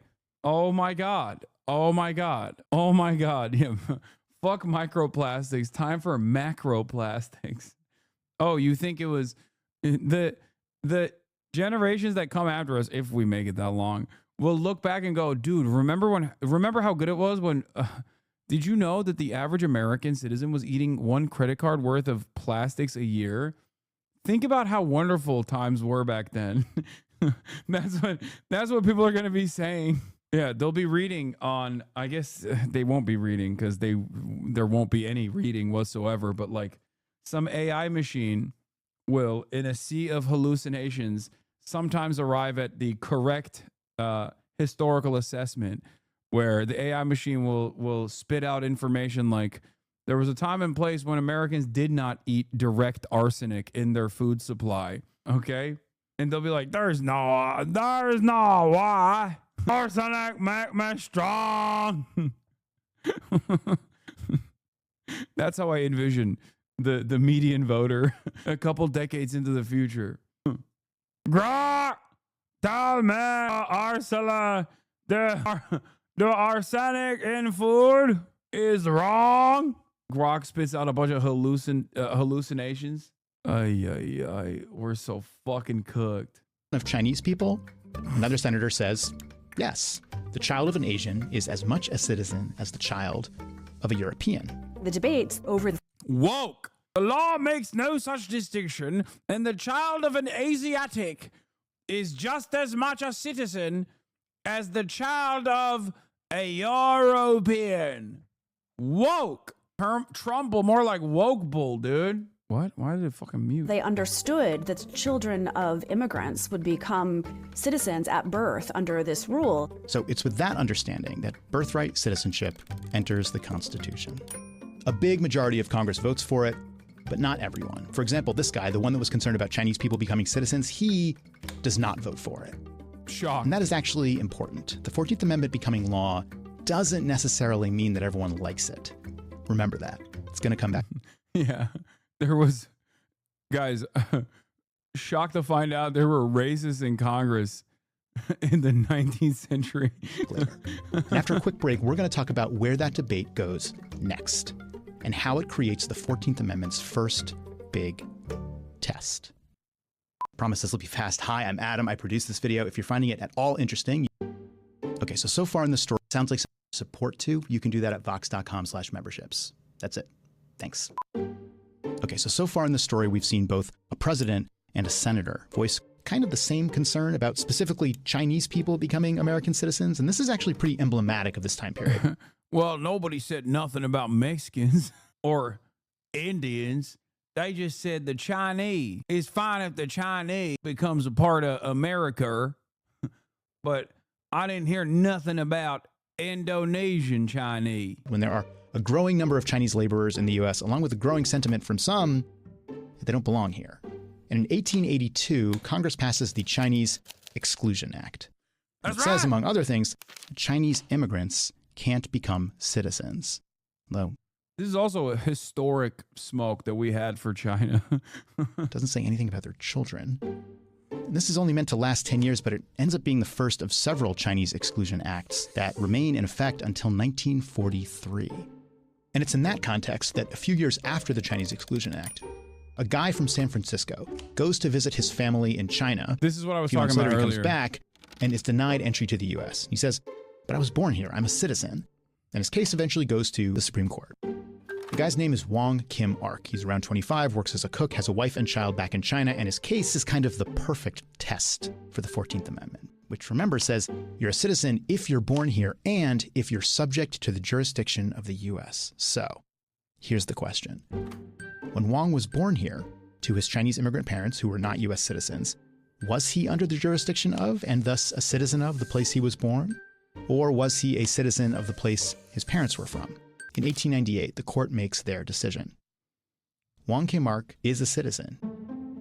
The court says there's 3 types of people in the U.S. who are not subject to the country's jurisdiction: diplomats, certain Native Americans, and invading forces occupying territory. Their children are not citizens at birth. But other than that, partly because of what is written down in those congressional debate records, the court rules that... Don't tell Donald Trump that, because he will say that every Mexican is actually a foreign invader, and therefore every child born to at least one undocumented parent is no longer considered a citizen. That's how they tackle birthright. Partly because of what is written down in those congressional debate records, the court rules that subject to the jurisdiction was intended to mean pretty much everyone here, including immigrants and their children. Everyone in the U.S. is subject to the jurisdiction of the U.S., and thus everyone born here is a citizen. And that basically remains the legal consensus to this day. For more than a century, officials have acted in concert. It is the repeated recognition. So if an American has a baby in another country, is it an American citizen? Yes. That's why, unfortunately, Ted Cruz is an American citizen. That's why, unfortunately, Mitt Romney is an American citizen. Natural and considered natural born too. That's why, unfortunately, Dan Crenshaw is an American citizen. That's why, unfortunately, John McCain is an American citizen. Oh my God. So many fucking Republicans were not born on U.S. soil. That's crazy. By everyone within the legal system that this is the correct meaning of the 14th Amendment. But a legal consensus. It's not necessary. I got $100 on you being the landmark birthright citizenship Supreme Court case. Okay, bro, chill. That's crazy. I don't know what you're talking about. I was born here and everyone is an American involved in that process. Okay. Shut the fuck up. Shut the fuck up, chatters. Necessarily the same as a popular consensus. In the 1980s and 1990s, the population of undocumented immigrants starts to go up, and birthright citizenship comes back as a political issue. A growing chorus of Republican lawmakers are demanding another look at the 14th Amendment. Subject to the jurisdiction, illegals don't fall under that, just like diplomats' children. If the 14th Amendment had not existed, my great-grandparents would not have been citizens. Disagreement over birthright citizenship is not new. In fact, I'm going to tell you one more story about the 14th Amendment. Way back when Congress originally voted for it, part of why an amendment giving citizenship to African Americans was able to pass with these kinds of margins is because, at the end of the Civil War, only these states were even represented in Congress. But for the 14th Amendment to become official, to become part of the Constitution, it also had to be ratified voted for by 3/4 of all the state governments. And that did not happen at first. None of these states wanted to ratify it. And then Congress made them. They said these states will only be readmitted to Congress if they ratify this amendment. You have lost a war, and these are the terms of peace. And one way to look at that is that this amendment is kind of different. It isn't just some law from a long time ago. It's a treaty. It represented the leaving behind of an old country and the formation of a new one. Today, just like back then, the president is someone who doesn't agree that birthright citizenship should. Chris Van Hollen was born in Pakistan? No fucking way. That's hilarious. God, so many fucking senators and congresspersons in general are military brats. I think that's probably why, right? Bernie Moreno, Tammy Duckworth, Chris Van Hollen, Ted Cruz, Mazuki Hirono, Michael Bennett was born in India? Michael Bennett? No! That's so funny. Mel Martinez, Cuba. John McCain, Panama Canal Zone. Yeah. Chris Van Hollen on that I will sacrifice my life for Pakistan shit. And that's just the senators. There's hella representatives. Or any of the politicians born in Turkey, we almost had one. Well, I guess Eric Adams, technically, not born in Turkey, but honorary Turk. Should apply to everyone. Even though, to be clear, a majority of Americans think it should. And once again, it seems like the final call will be up to the U.S. Supreme Court, which for more than 100 years has recognized again and again that birthright citizenship is the law. We'll see what happens this time. Yeah, military bases are considered U.S. soil, technically. All right.